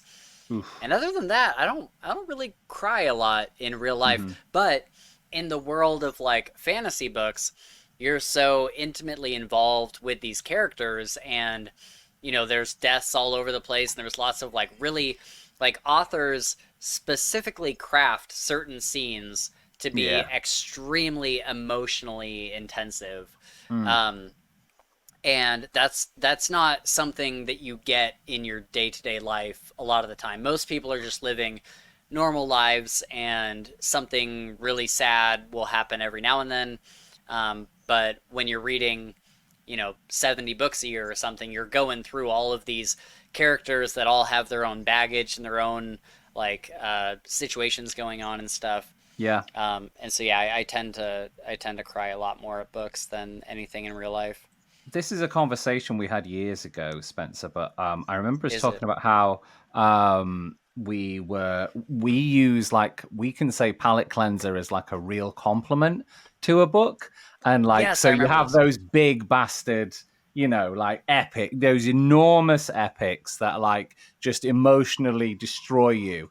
But like equally, you need those palate cleansers. And it sounds like an insult, and it's at best a backhanded compliment, but like it's really not, because there's certain things where you just go to and you just like, God, I needed this right now. I needed to get like in the middle of like this thing and the other thing. It's like, God, that was good. Like, I think of it in video game terms, where I'm like, I'll play like the Elder Scrolls, what's the most recent one? Skyrim or something, which is gigantic. Or I'll play, one of the enormous new Assassin's Creeds, like Valhalla, which I spent like a year on. And then in the middle, and then it's like, right, next big game is whatever. It's like, I don't know, Horizon Zero Dawn or something, because I'm that old and I've got that much of a backlog. But then in the middle, I'm like, Doom 2016. And like, that's what I mean by an amazing palate cleanser. It's like, it's a straight, basically, it's not open world. It's basically a straight line from start to finish that tells you the story. You can do it if you want to in a weekend. Like if you put some time in and just smash right the F through it and like just have a whale of a time. And that's a palate cleanser. And Doom 2016 is considered one of the greatest video games that's been made. And like, that's what I mean by when we've had these conversations in the past, Spencer, about like a palate cleanser can be a compliment, because it's like, it's just like this pure driven experience that's in the middle of everything and just allows you to, I don't know, like just have a almost, it's weird to say Doom allows you to catch your breath because it's incredibly intense and fast, but like allows you to catch your breath and just recalibrate almost. Well, I think, it also kind of depends on a palate cleanser. Really, it's not even tied to like a specific book for everybody. A palate cleanser is usually just a different thing than you usually read. So if you're reading fantasy all the time, if I go and read a Blake Crouch book, then that would be a palate cleanser for me, because that's more like modern day light sci-fi kind of vibes, and that would be the palate cleanser that would lead me back into my next fantasy book. And someone who reads like primarily sci-fi or primarily mystery thriller would probably not find Blake Crouch to be a palate cleanser. Blake Crouch would be like a standard book for them, and then they would read some fantasy book, and that would be the palate cleanser for them. So I think it really depends on the person, and I don't think that I don't think that it's negative in the way that a lot of people think of the term. Totally. We need to rehabilitate that word like we need to Right. rehabilitate the word slag. Slag. Yes. Okay, Holly, do you have another game or two to close us out with? Yes. I was going to say, because I'm probably not that far off having to go. So I have two Sure. games. So I'm going to get RJ to choose which game we're going to play. So we can either play my version of Room 101, if you're familiar with that concept, RJ. Yes. Or we can do the word game that we've done before, but Grimdark edition. What's the word Room game is 101? like, what is the word game like where we guess the words and you tell us like what okay. it means. Yeah. I feel like we've not done the Room 101 thing. That's new. So let's do Room 101. Okay, so I don't obviously know if you guys have Room 101 over in America, but the concept is that I will give you like a random object or item, and you pick something that will basically be eradicated from the face of the earth. So, I might say like, what's a song you would want to put into Room 101? And then you will all tell me which one you want to get rid of and why, and I will choose which one we will eradicate from the face of the earth. That is my power as the queen of the world for this game. Yeah, so absolutely. I like that. Okay. So for the first one, I want to know which useless invention of the modern world would you put into Room 101? TikTok. You have to like make your case. You have to explain like why I should pick Holly why she's going to put her effort into obliterating that over what we want to get rid of. TikTok actively ruined an entire generation's attention span. That's a very good like offering only like short form videos. I mean, look at Gabe. He is catatonic. He is addicted. He is addicted to TikTok. Gabe is the perfect like medical study in what TikTok does to someone. And so for that reason, it should be eradicated. Also, it's doing some really weird stuff with like cyber like privacy and stuff. So yeah, it should go into Room 101. Okay. Sam, what are you going to try and put into Room 101? So mine would be I don't know which way to describe it. I would say a microtransactions / subscriber transactions. Okay. Just world that we're living in. Like the fact that BMW, even though your car may have the heated seat function, guess what? You want that heated seat function in your car? You need to pay a monthly transaction to have the heated seats in your car. That's insane. Yes, exactly. And like Adobe, you can't buy Adobe anymore. You got to pay a month-to-month subscription to use Adobe. You can't buy Microsoft Word, Outlook, Excel outright anymore. It is a month-to-month so I am just over microtransactions and subscriptions in general. In that sense, we're not like our Patreon where, hey, you sign up for our Patreon, this is what you know you're going to get every month. That is fine. But you're telling me I have a BMW. No. But you're saying I have a BMW with heated seats, but I got to pay you every month now to use them. Done with that. I am done with it. That is fucking insane. That's completely... Yes. Yeah. I remember when I was a lad, I remember when you would buy a car and you owned a car then and all the parts of the car were yours to control because you forked out a ton of money on a car. Exactly. Yeah. Okay.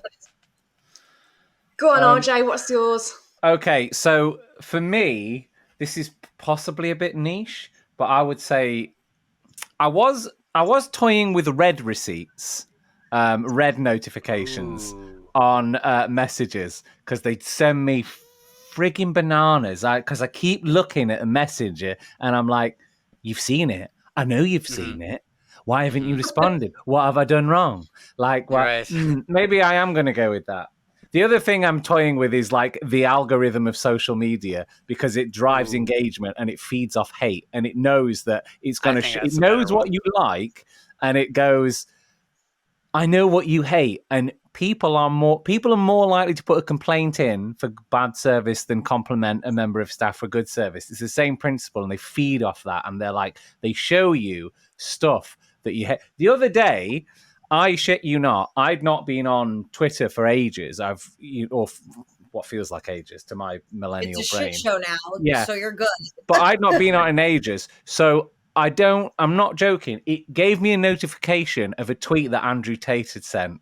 Now, I think Andrew Tate is a massive asshole. I was gonna say the C word. Remember from the last one? Cunt. Yeah. I think he's that word, right? But I'm not quite so giddy this time, so I feel unsure saying it. I just watched a documentary on him, RJ. Yeah, he's the worst, right? Yeah, he's scum. He's subhuman scum. And I know, and it knows what I tweet, and it knows what tweets I like, physically press the like button on.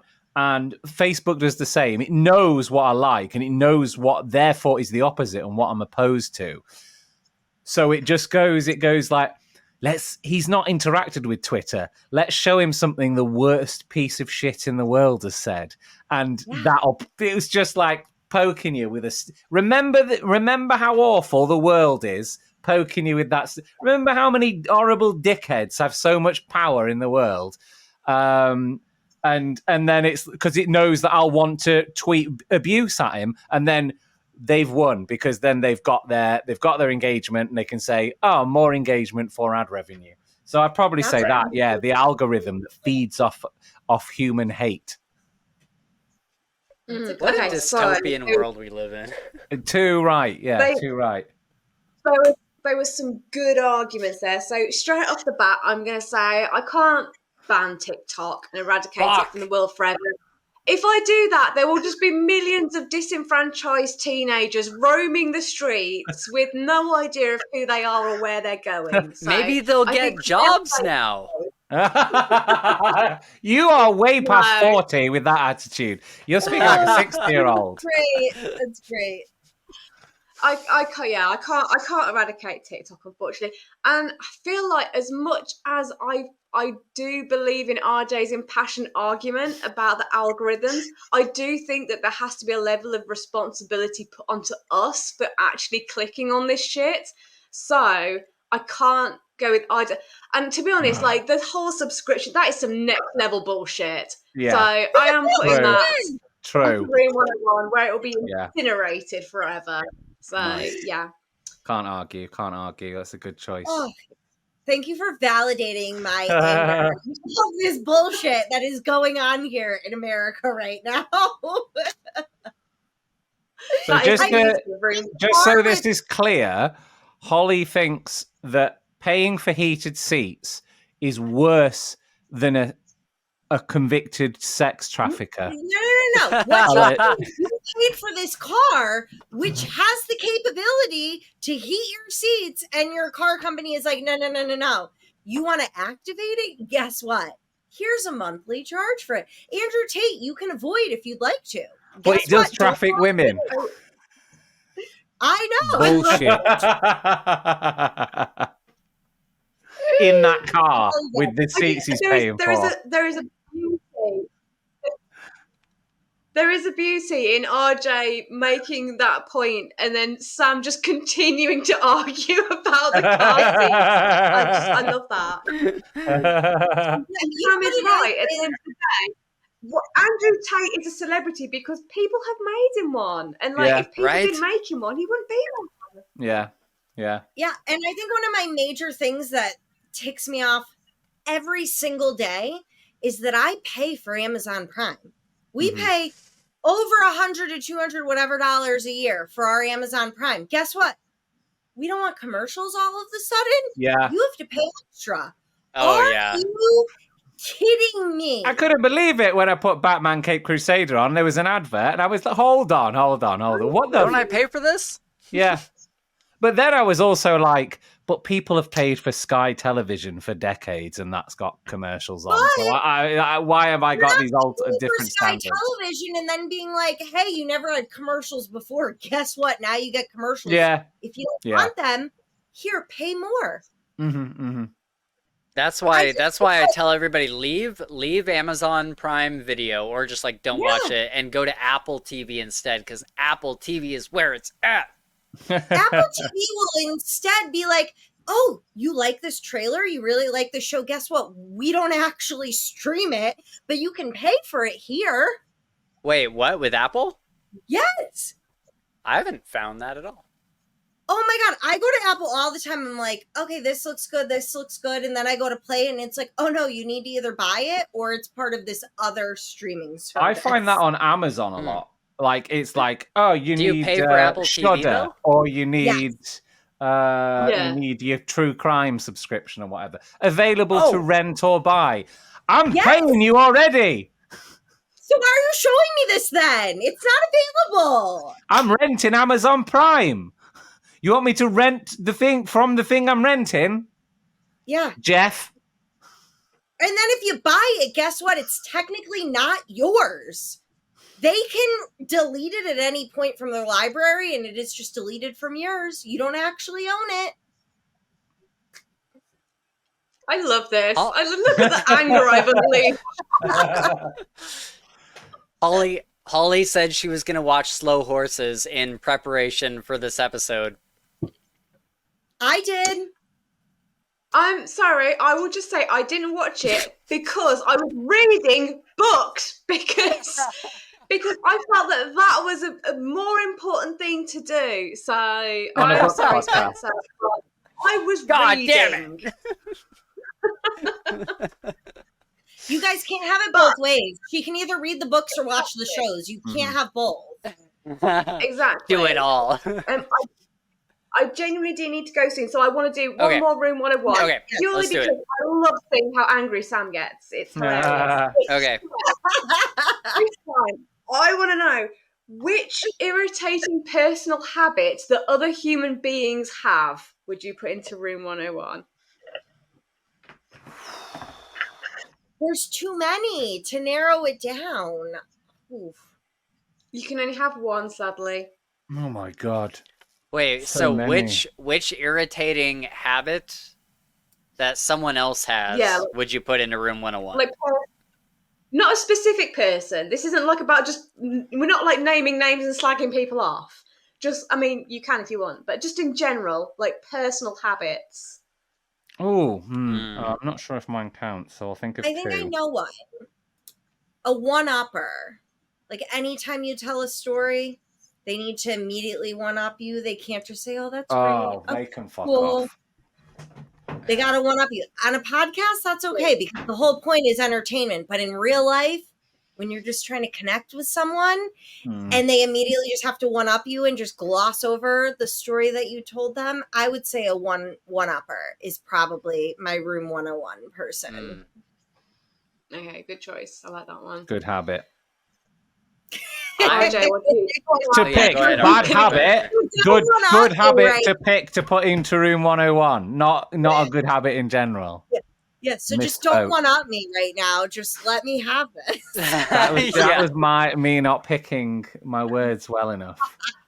It's like when I was like trying to work out how to say I was carrying a tin cup of rosé wine instead of saying coming across like the rhino was chasing me while it was carrying a tin cup of rosé wine.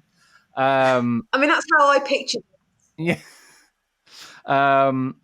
So basically, did you ever think about sharing your cup of rosé with the rhinoceros? No, not a second. I thought about all the moments in my life that I wanted to remember one last time.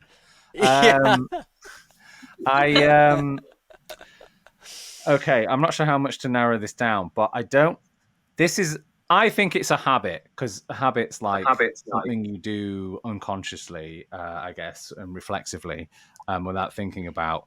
And I think it's something should be. It winds me up the amount of people that I encounter that don't say thank you. I don't know if that counts as a habit. Does that count as a habit? That counts. Yeah, That counts. I will allow that. Okay, because I mean, rudeness in general does my tits in, but like, and impoliteness. But like, if I have to narrow it down, it's the amount of times that people don't say thank you, and I'll do something for them, and they'll just be like, cool. Cool does not mean thank you. Cool is just, you think what's happened is a good thing. It doesn't mean that you're grateful, that you've got gratitude for what I've just done. It's more like, good for me.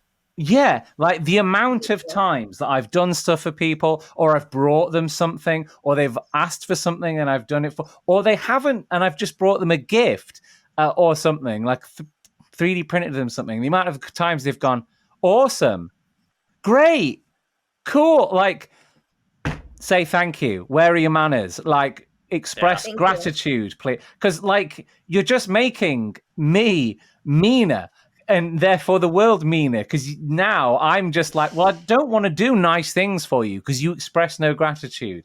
I feel like gratitude is a basic, foundational thing to our society. Honestly, it's like being, gratitude allows society to function and allows us to have evolved from Neanderthal cave people. Yeah. It really does. Like, not being thankful, just being like, cool, awesome, that's great, like, some people say, what? That's not even a real word. That's not a word. You can't even be asked. That's just a noise.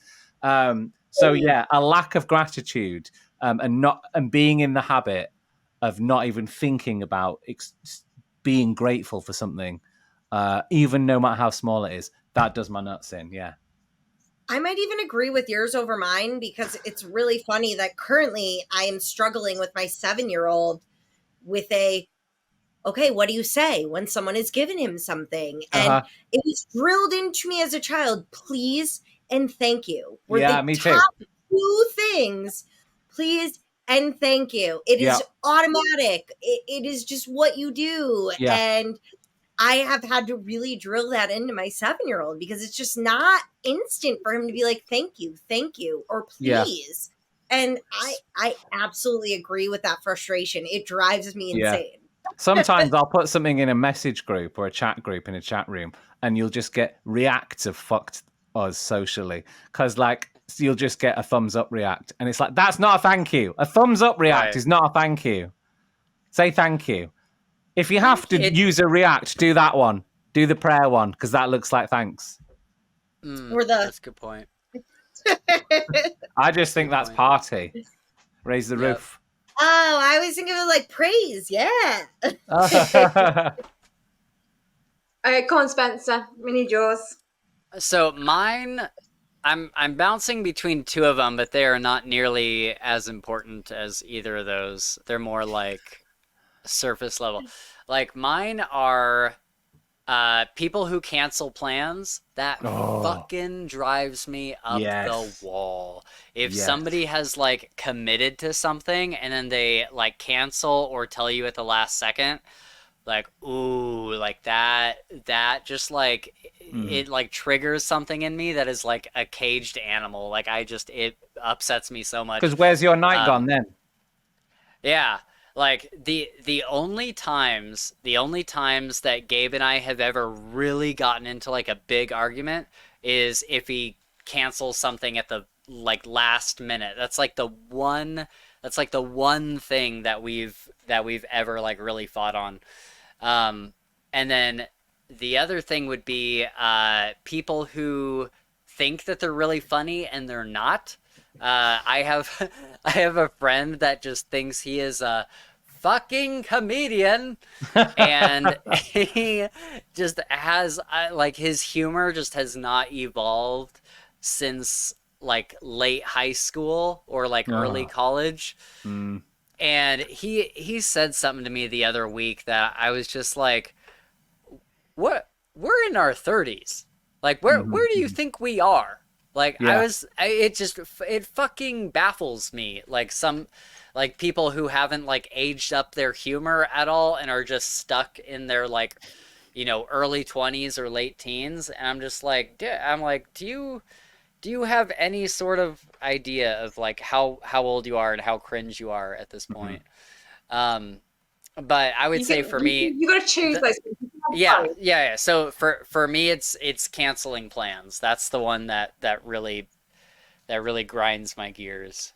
Yours made me or shovels my tits or whatever RJ said. Yours made me kind of want to change mine to people who are late. People who are late. I am always early to everything, and if we have to meet at a specific fucking time and you are 15 to 20 minutes late, that is going to piss me off more than anything can ever. I am early to everything. If we have to be there at 3, I will be there at 2:45 and ready. You are not ready until 3:30, I'm going to lose my effing mind. So you actually brought forth for me something that might be worse than what I had originally said. When I arrange games of Warhammer with some people, right, they'll turn up, and I shit you not, once someone turned up an hour late and didn't apologize. It's because it sounds like all 3 are combined. I am. Good job it was in a public place. I am late to damn near everything. Now, it depends on the importance of the thing. If it's a podcast and everybody's on the same page, it's like, okay. If it's like my boss telling me, hey, we have a company meeting at 7:30, I will work extra hard to get there on time. Time, not early. On time? Yeah.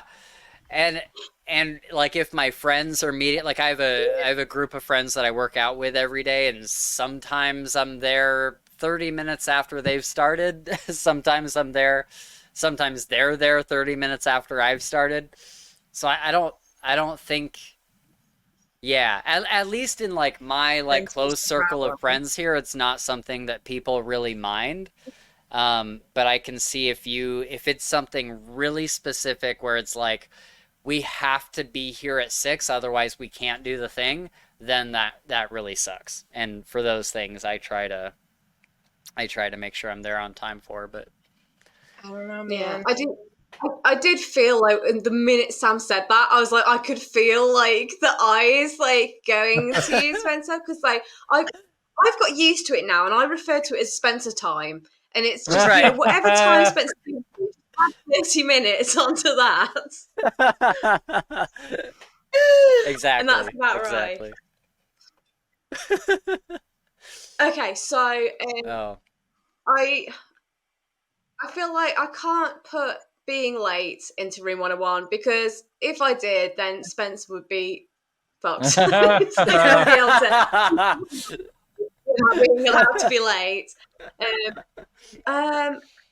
I mean, people that cancel plans, yeah, that's annoying, but I do feel like there are mitigating circumstances sometimes. However, I do not want to live in a world where RJ Bayley has been made meaner by people's lack of manners. That is just not a world I want to be part of. Even meaner. People who don't say thank you can go into Room 101 and be eradicated. Get them obliterated. Nice. And you know what? I fully support that, because I also am daily aggravated by people not saying please and thank you. So wholeheartedly, it's just rude. Get them in the bin. Yeah. In the bin they go. Into the sea. All right. Well, I think that wraps us up for today. For you guys that are in the UK, it's like 11 o'clock right now for you. So get to bed. But yeah, we'll wrap it up there. Thank you so much for hanging out with us, and happy birthday, Holly. I'm sorry that we didn't sing you happy birthday this year, but you don't want to hear me we can. You say that as though we're not like all gathered. I mean, we can. You want to sing her happy birthday? Go ahead. Yeah. Happy birthday to you. Happy birthday to you. Happy birthday, dear Holly. Happy birthday to you.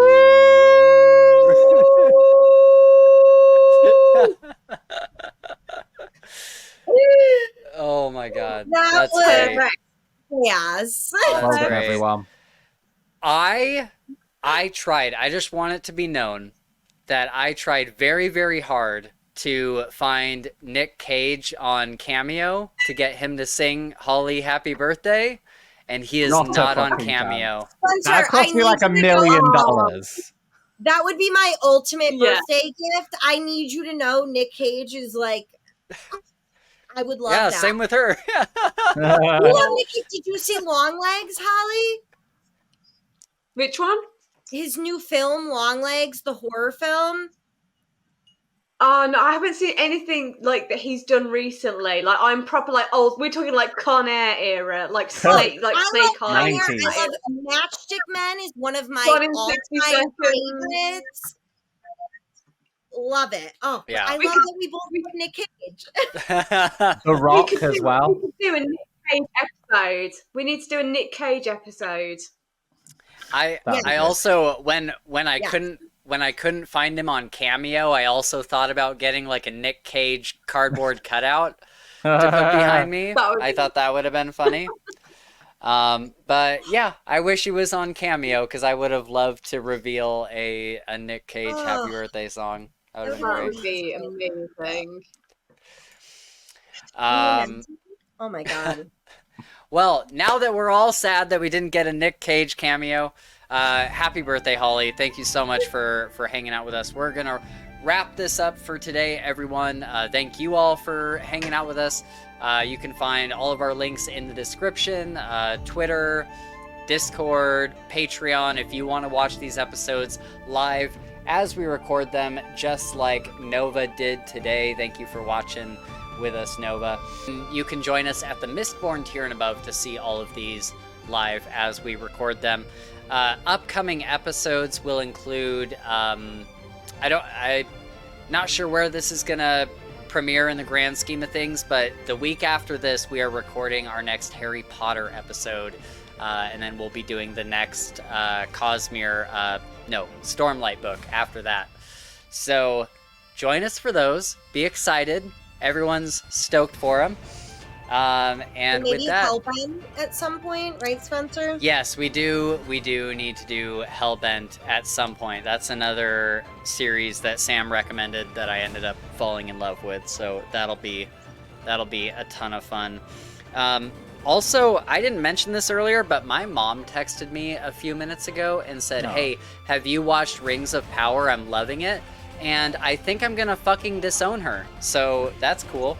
I love Rings of Power. Big Rings of Power fan here. Me no, too. You're not. Yes, I am. Yeah. Spencer. You all have terrible. I need to get you off the fucking podcast. All right. Good night, everybody. Thank you so much for hanging out with us. Subscribe, like, and until next time. Happy birthday, Mr. President. Thank you. Bye. See you later. Oh, you're great, Spence. You're great with that. That was the perfect. And a big shout out to Caitlin. Thank you so much for backing us at the Green Bone tier.